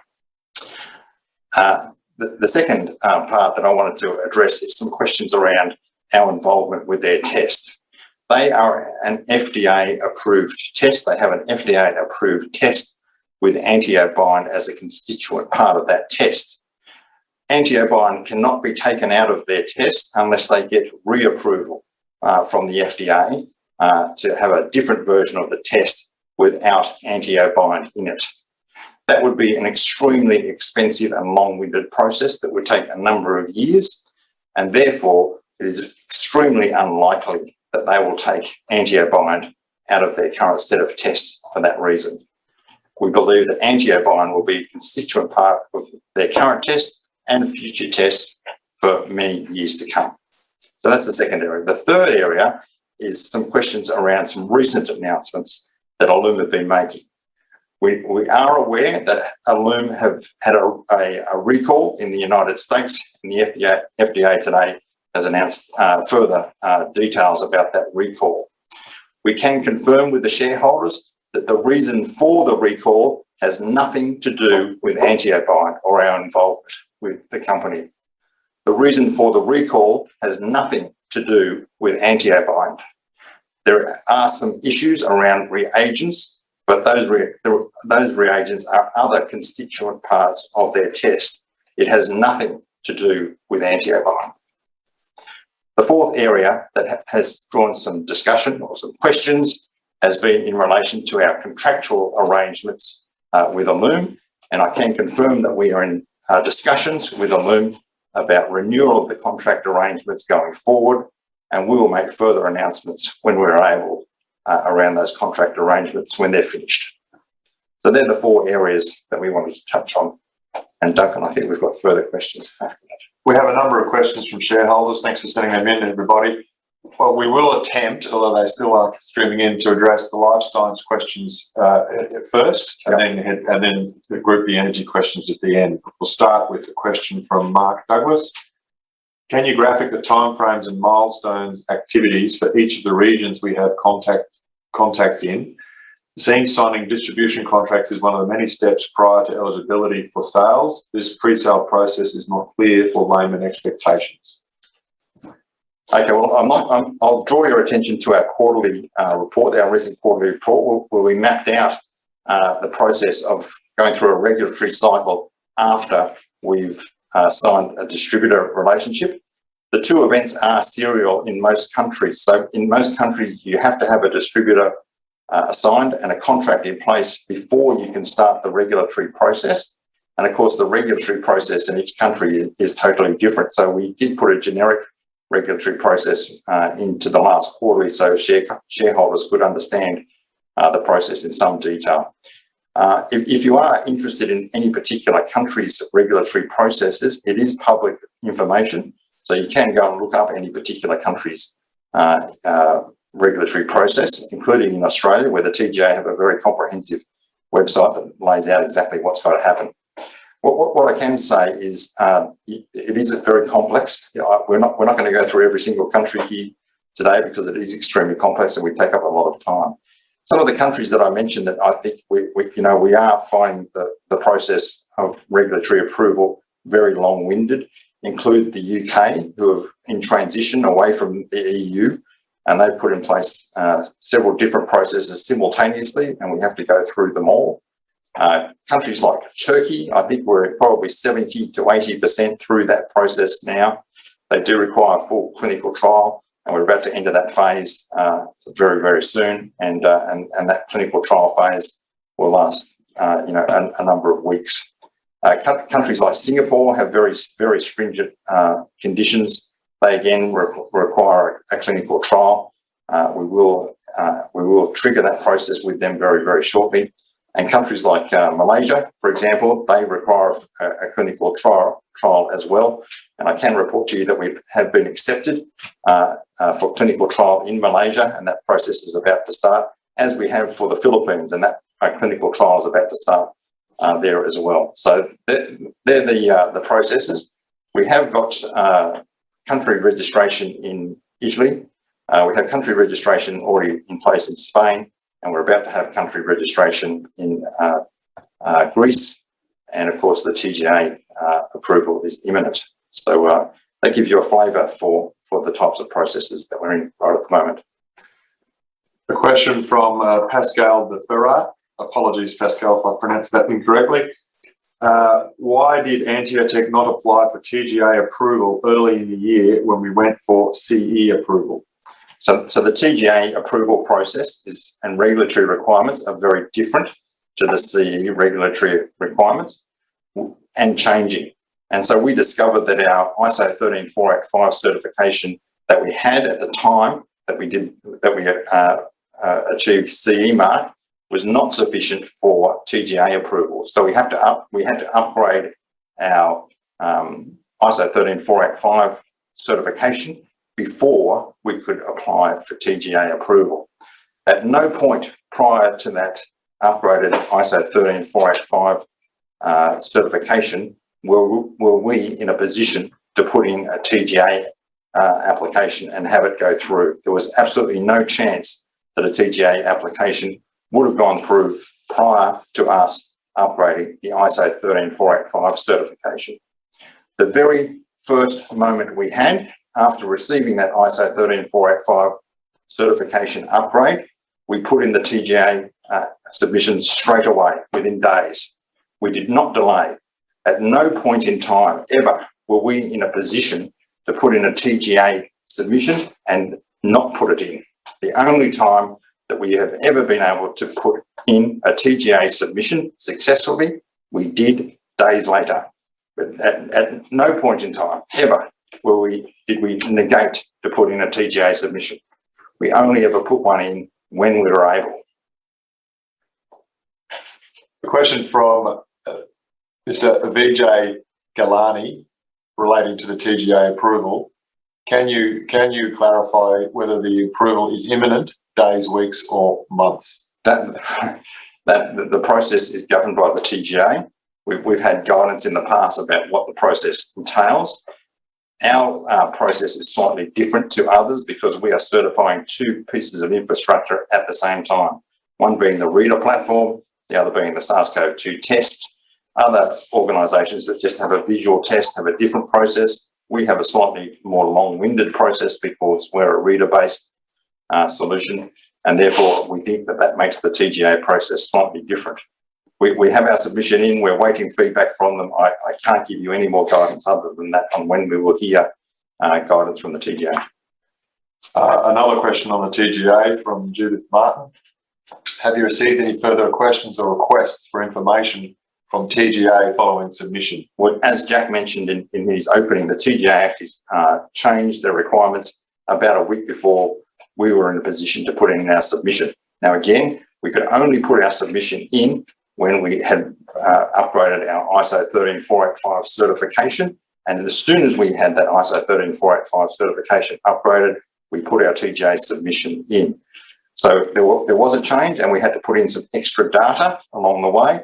And we've done that deliberately and progressively. We collected some more data during the time the process has been going on, and we've submitted all that data to the TGA.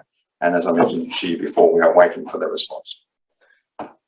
Also in relation to the TGA, from Brendan O'Neill, has there been any problem with your Genie platform or test cassettes identified by the TGA that has held up the approval? We have not had any feedback like that from the TGA at all. No feedback at all. Seem to be off the TGA for the moment. From a question from BJ Growth. The timelines given in investor presentation early in the year that supported the capital raise showed multiplex flu COVID test approvals and trials to commence in September 2021. Why are we now in November and being told it will be sometime next year? So the development of the COVID multiplex flu A, flu B test is largely on track. We are going to design freeze slightly later than we originally anticipated. And that was simply because we wanted to do some head-to-head analysis against our nearest competitor. So that was an extra step that we didn't anticipate when we made that announcement. But I think probably the bigger issue that we have is around the clinical trial. And the clinical trial, of course, requires live samples of people with the flu. And because of the COVID-19 pandemic and the tendency for everybody not to transmit diseases amongst themselves, the flu has virtually disappeared off the face of the earth. And so we're in a position now where we think we've sourced some flu samples to finish the clinical trial work, but we're still trying to procure those. So we are slightly delayed because of those two things. We took some extra time to do some head-to-head analysis, make sure our test is competitive, and we are struggling a little bit to find clinical samples to finish the development off. A question from Gordon Longland. What is going on with them? Have we got any results from the trials that were being undertaken or to be undertaken in India or the UK and the UK? Yes, and I draw your attention to our recent dialogue around that in the recent quarterly. We've conducted many trials, a number of different trials around the world, primarily chasing after positive samples in different parts of the world. And we have been successful in that. Now, we originally aimed to have a saliva use case, but as detailed in the quarterly, we found that was a little bit inconsistent. So we turned our trial activity towards ease of use or comfortable ease of use for the patient, and have focused recently on nasal anterior, which is the front part of the nose, and nasal mid-turbinate, which is the middle part of the nose, as a use case for the test. Now, these use cases have to be regulatory approved as well, and therefore you have to collect data to prove that your test actually works with those use cases. So I can report, and again, it is in the quarterly, that our nasal anterior work that we conducted in the UK and in Spain was completed very successfully. I think about 97% sensitivity using nasal anterior up to CT30, which is a great result. And we are in the process of upgrading our CE certification with those results. And those results were part of the TGA submission, which is now being assessed. A quick question back to the TGA process from Sarah Roberts. Has AnteoTech requested an expedited TGA approval process? Well, yeah, we're in the COVID-19 category, so we automatically get an expedited, or what they're calling expedited process. And so, you know, I think everything that's COVID-19 related is in that process, and certainly we are as well. Questions, two questions from BJ Growth Fund. Has there been any interest in the Eugenie COVID assay from hospitals within Australia and around the world? If so, have any trials been undertaken to see how this fits into workflows and daily testing within a hospital environment? Yeah, the answer to that is yes. We've conducted a number of trials around the world at hospitals, places like India. We've conducted direct hospital-based trials and direct lab-based trials. We've also conducted 2 trials in Spain, and we're about to conduct a very large trial in hospitals in Madrid. And so the feedback from the use of the Eugenie platform amongst those trials has been very, very positive. There are different workflows that different hospitals use, and so there's some fine-tuning of the processes and the fine-tuning of the use of Eugenie for those processes, and we are working with the distributors to do that. And so, yeah, we see a great opportunity for the hospital sector, and of course that's one of our target segments. Given the current manufacturing plan entails making multiple more test strips than cassettes, have you secured any further assembly partners to assemble the cassettes? And if so, what sort of annual volumes can they undertake? That's a really good question. Yeah, we have. We haven't triggered the technical transfer to any prospective partners yet, but we are at headline discussion with a number of partners, one here in Australia and another one in India. We've been approached by several in Europe to do cassette assembly, and you know, we've got plenty of access actually to organisations that can do cassette assembly for us, and we will trigger those initiatives logistically when demand starts to rise, and go through a technical transfer process, which is onerous, but we can get it done in pretty quick time. So I think we're in pretty good shape to do that. We've identified a number of different partners, and we're you know, on the precipice of triggering action around those partners. A question from Van Belcom Proprietary Limited. Have most distributors' contracts overseas now been affected by the new requirements by the equivalent of TGA in those countries? And in the meantime, have any of the distributors pre-purchased our COVID tests? Well, in Europe, that's a complex question. I'll answer it the best way I think I can.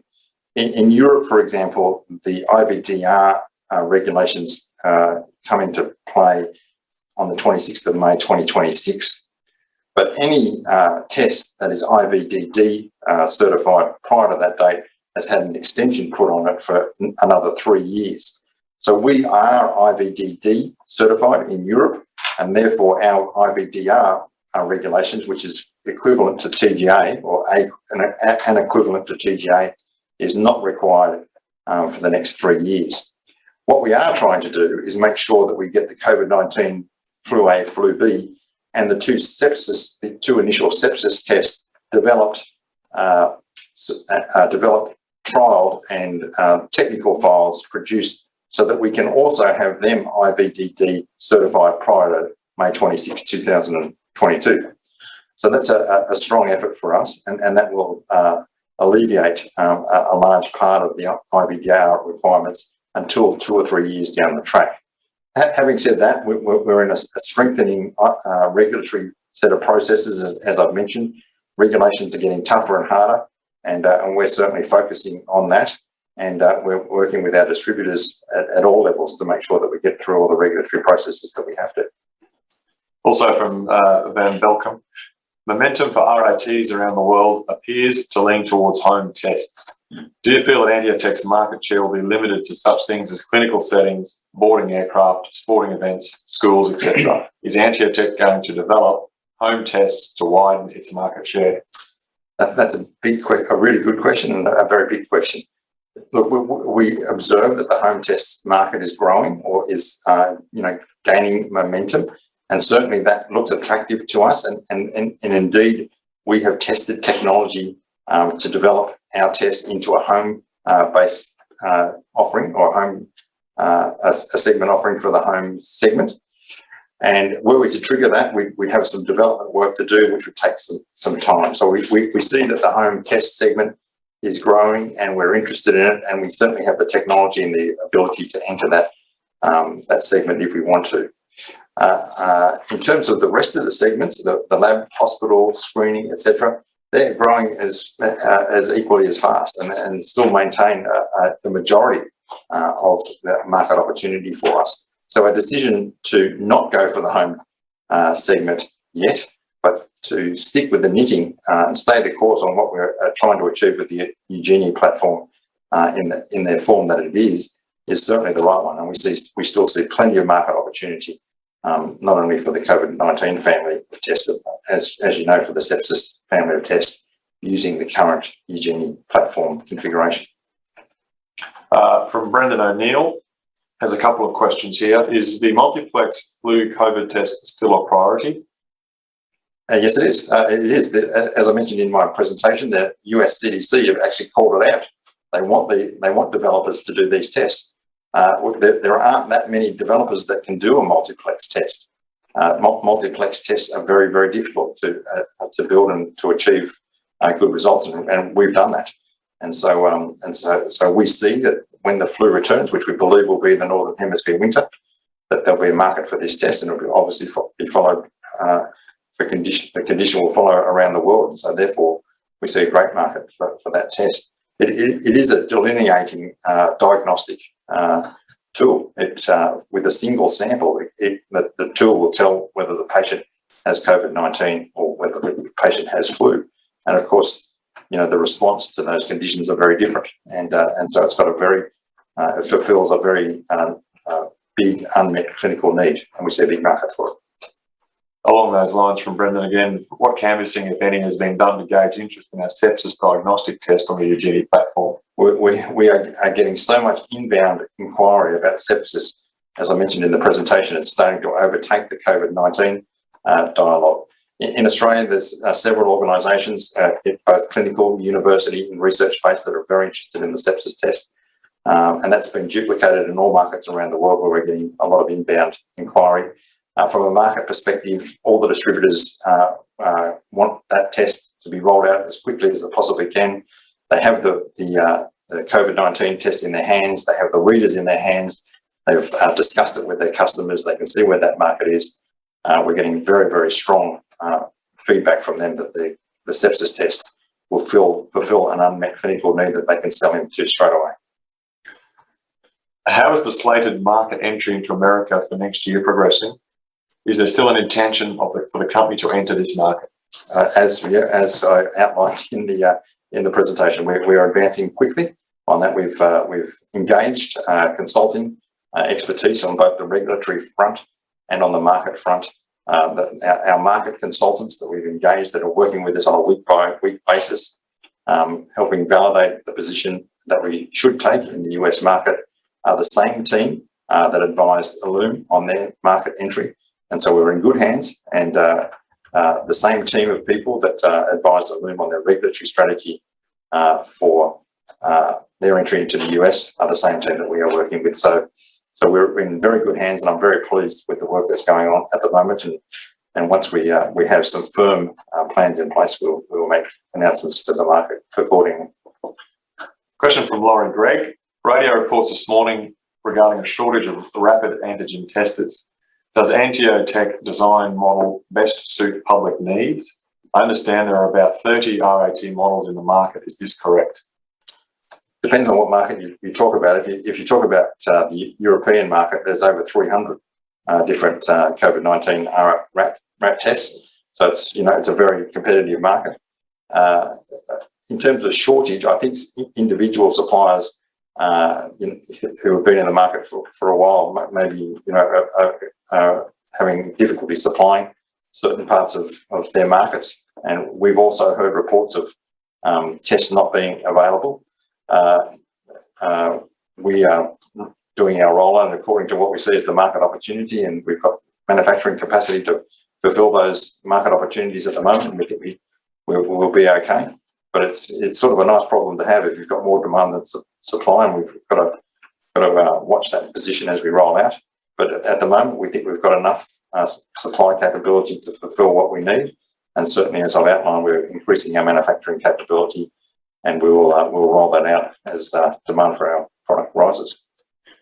From David Walls, regarding future Eugenie tests, will AnteoTech consider rebranding or endorse common commercial approved partner tests for Eugenie platform use, thus expanding AnteoTech test catalogue to leverage Eugenie's usage? Technically, that's very difficult to do. The platform that we have is specific to the European particle, and we've set it up that way. It actually protects our position in the marketplace, as I've outlined in previous presentations. We want to protect our position, make sure that the Eugenie platform is used for Eugenie tests, and that technology and the capture method is given high sensitivity via the use of European and AnteoBind, and we'd like to keep that competitive position for ourselves. To make another test work on the Eugenie platform could happen, but it's a lot of development work. As a matter of fact, I'd probably argue that it'd be quicker just to build a new test. So if the opportunity arose and we could make another test work on the Eugenie platform, we'd look at it, but I'm doubtful whether the economics would work out for us. From Peter Chemist, is the company pursuing additional reader types for the rapid antigen test to broaden the market, such as to a home test? Hi, Peter, and thanks for the question. Excellent question. Yeah, we are. We're continually looking at new readers. We've got the Axon reader, as you're well aware, and it's a great product, and we really enjoy using that product, and it gets great market traction for us. We are looking at other readers as well. Many people have come to us and offered us reader technology, and we have been looking at it. And I think I've showcased in a number of different presentations. We've been approached by reader companies that have a very small reader that can be used for about 3,000 different tests, and it's very cheap. That offers up a market segment opportunity for us, which we're thinking about undertaking. And as I mentioned in one of the previous questions that I answered, we are looking at the home test market, and there's technology that we can OEM to do that, and we're looking at that as a future opportunity as well. So that's on the reader side. And on the data side, I think in previous webinars I've outlined our thinking and our work in the data area. We do have a quantitative platform, so we collect data that supports a clinical decision-making process, and we can use that data in a number of different ways. And again, we're looking at exploiting that next year as well. From Robert King, you mentioned in a slide you would be looking for a third international manufacturing site. Mm-hmm. Well, Robert indicates we prefer it not to be. I won't go there. Any ideas where? Oh, well, I mentioned before, we're very proactive in India.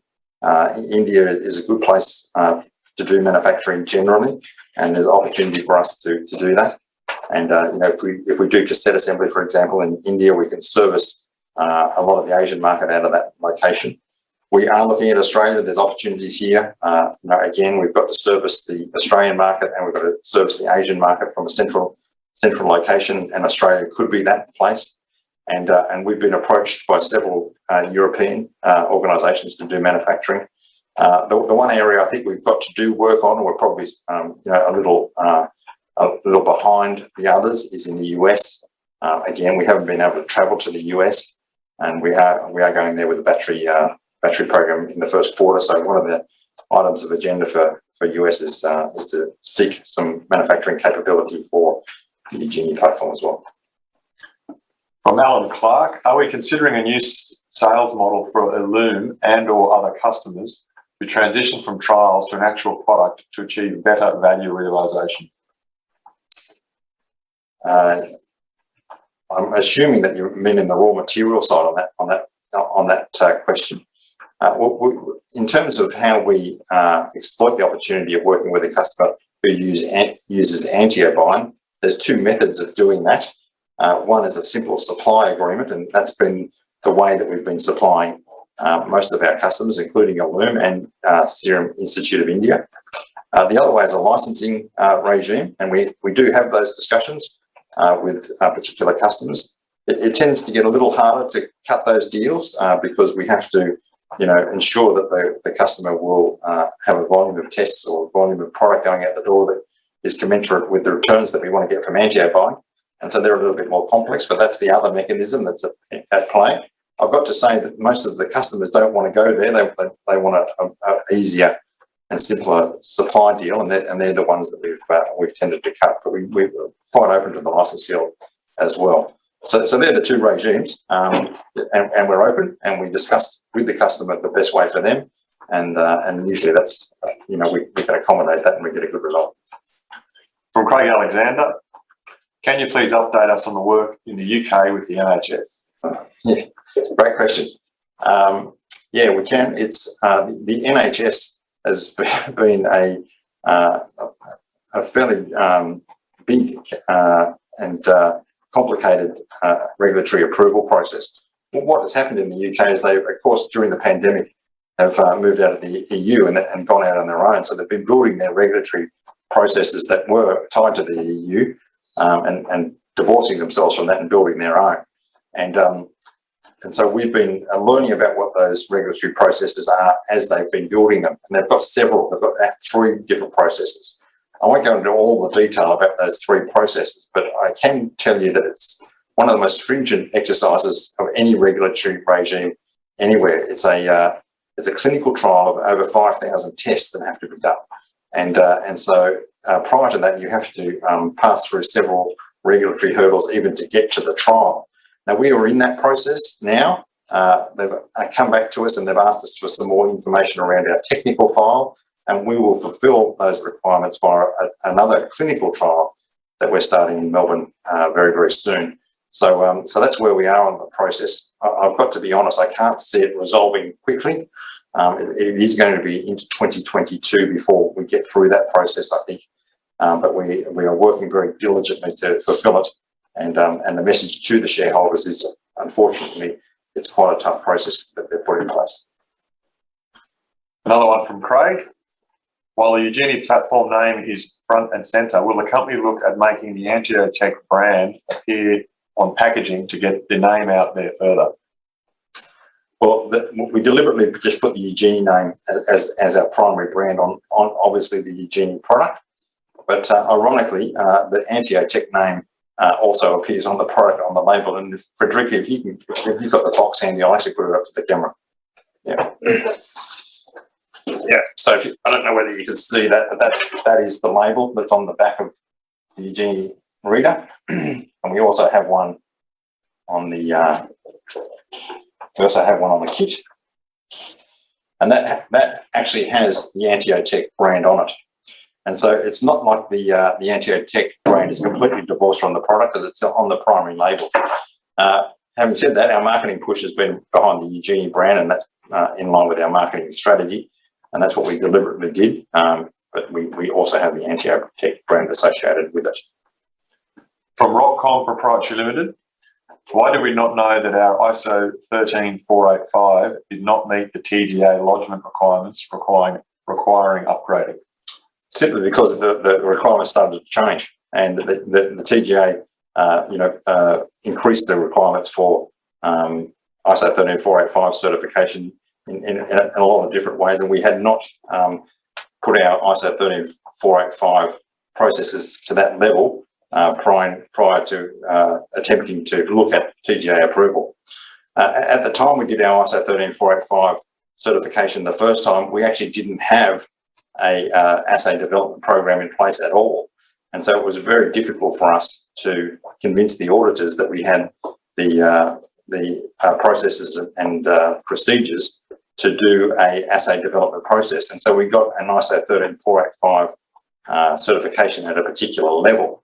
We attempted to use that to go through the TGA process, but upon finding that it was probably not going to work, we decided to bring our audit forward for the ISO 13485 process, and at the same time upgrade that certification and then do TGA approval, which turned out to be the very right decision. We would never have got through. We would never ever got through with our existing ISO 13485 certification. Another one on approvals from Rockcom. Why is the Asian regulatory system difficult? That's a good question. Probably because they are, wanting to protect their own markets. I think the way that I'd answer that question is from what I observe, having been through the processes with them.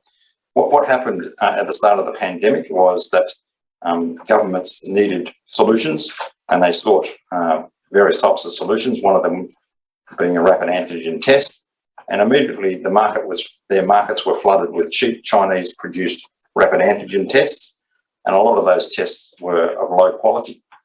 To protect the markets and their people and their control of the pandemic from tests that were so poor quality that they didn't work very well, they started increasing the regulatory requirements upon entry, and they kept on doing that over time.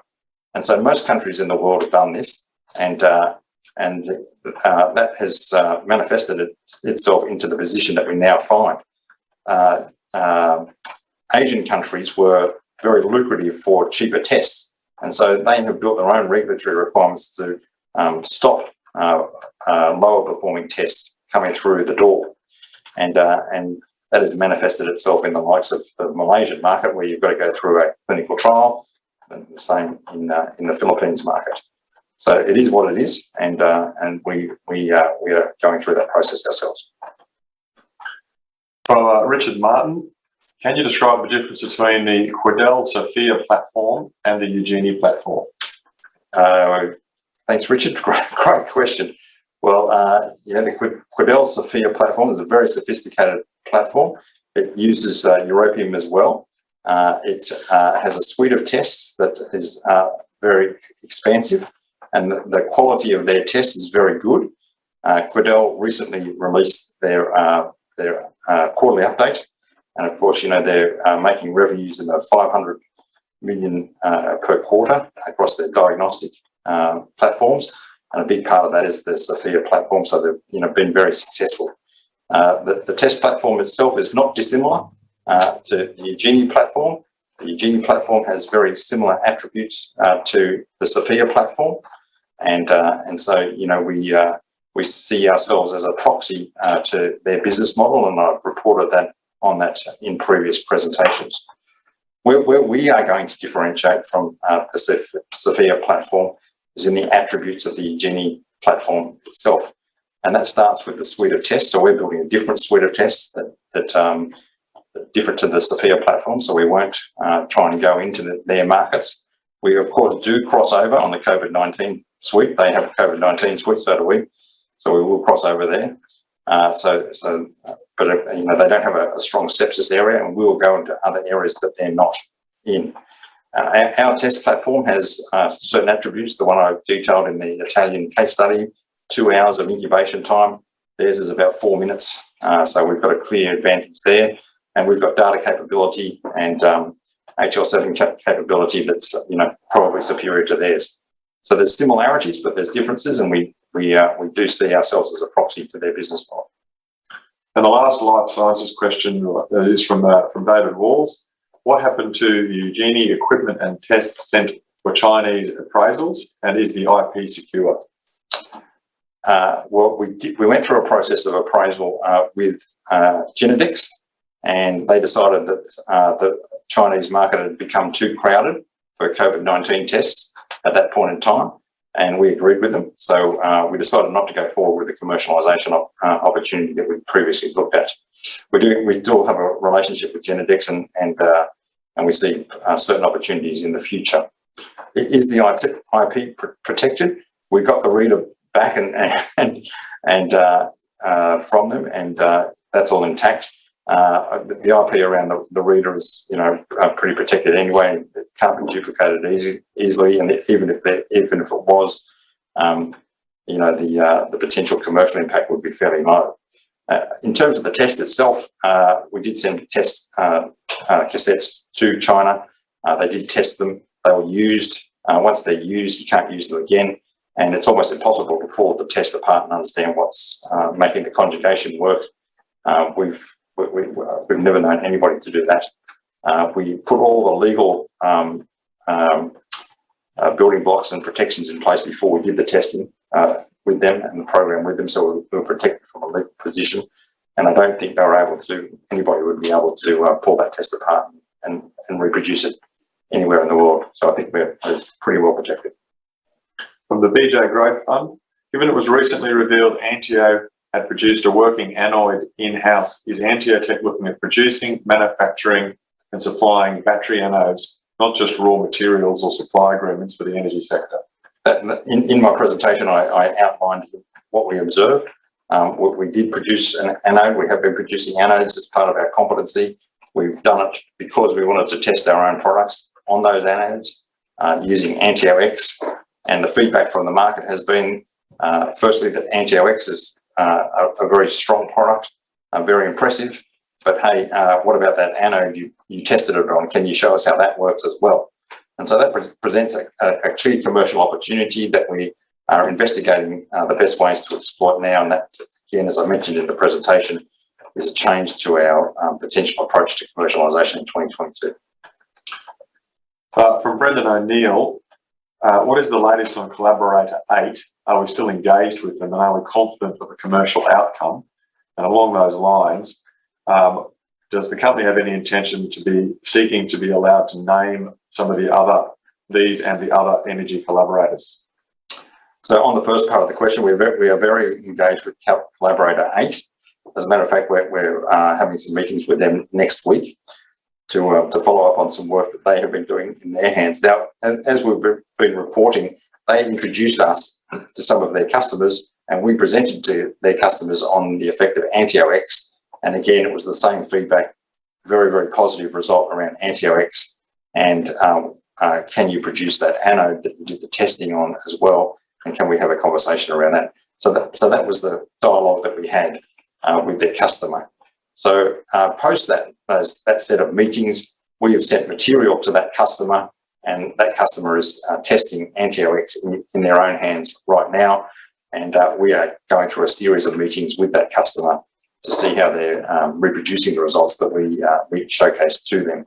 So the process is underway. We are heavily engaged with Collaborator 8.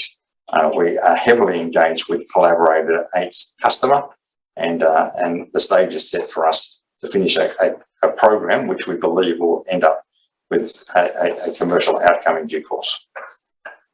Shane Blix has asked whether the Australian companies in the energy space, including batteries and hydrogen, promote their technology through all the available channels.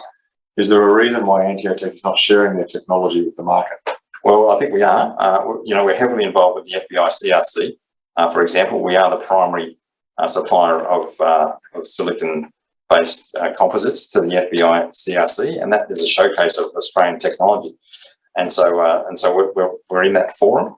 We participate in many different forums where we showcase our technology to the market, and we get a lot of interest in it.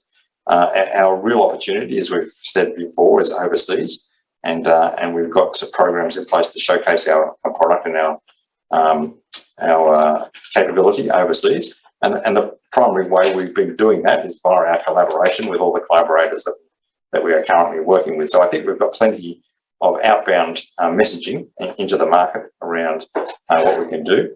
What we now want to do is go and turn that into partnership opportunities and turn those partnerships into commercial processes, which is, as I mentioned in the presentation, the primary focus of next year. A question from Glenn O'Brien. AnteoTech has had success with a number of battery collaborators. Will AnteoTech receive revenue from future battery collaborators due to our proven technology? Well, that's our objective, yes. Our objective is to commercialise our technology and make it work in a number of different ways, which we've outlined in today's presentation and in other presentations. So that's certainly our objective, and we are in a great position in a market that is growing very, very rapidly, as it was outlined in today's presentation. Another one from Richard Martin. When does the anode in a battery cease to be a limiting factor? Thus, when does the cathode become the limiter? Can Anteo help the cathode? Well, the cathode, we haven't targeted the cathode as an area of development. There's other companies that have been doing that and do that. The anode has been the limiting factor in recent years, typically because development of the cathode has moved ahead of it. But with the onset of silicon and other processes, and obviously we're working in the silicon space, the anode capacity and performance capability will be enhanced, and that's certainly the area that we believe we know we're going to contribute to and make money from. That is our objective. When does the capacity of the anode be restricted because of the cathode? That's a technology horizon question, which is not clear. The development work on the cathode side is still going on. There's organisations still doing work on the cathode side, so we can see a development pathway for the cathode that's commensurate with the anode, and it's quite likely that the two will harmonise together and probably go forward from a technology perspective together. From Glenville Lee Proprietary Limited, can you explain our efforts with hydrogen?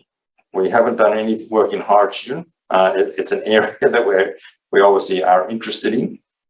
We have not yet attempted to exploit any of our IP on hydrogen, although that, I will tell you, that has been the discussion at the lunch table a few times. And when we get free of the commercialisation processes that we're currently undertaking and we build the business up and support it and give ourselves further opportunity, hydrogen may be one of the areas that we look at. The last energy question, we have another general question coming, but the last energy question is from Twinvest Holdings. The most recent research report from PAC Partners included no valuation or work on the energy business opportunity and was a valuation for the AnteoTech only life sciences business. Will external energy consultants or experts be engaged to prepare a report for opportunities for the technology as well as opportunity for a research report on energy alone for market and industry to assess? That's quite likely. We are moving through a process that I outlined in the presentation to do further partnership or potentially partnership-based commercialisation processes for the energy business as a focus for 2022 on the back of the work that we've been doing with Collaborator 8 and Collaborator 2. We think we're in a very good position to work more closely with industry partners, not only on a technology front, but also on a commercial front. And it's very likely that will entail some corporate work or some corporate finance work and if it does, you're likely to see it in the market. And our final question, which is from Gordon Longland, may need Jack or Jeff to jump in here, because I think it might predate you and I, Derek. Years ago, we had a presentation with many company logos in the background. Two of note were Cattle, C-A-T-L, and Magnus. Are we still involved with them? Cattle definitely, but probably not as involved as we were at the time. And Magnus, I'm not familiar with me. Certainly, possibly we were at the time, but we're certainly haven't had close contact with that organisation currently.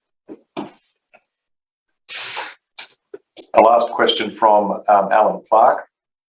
It looks like selling raw materials on the life sciences side generates minimal revenue.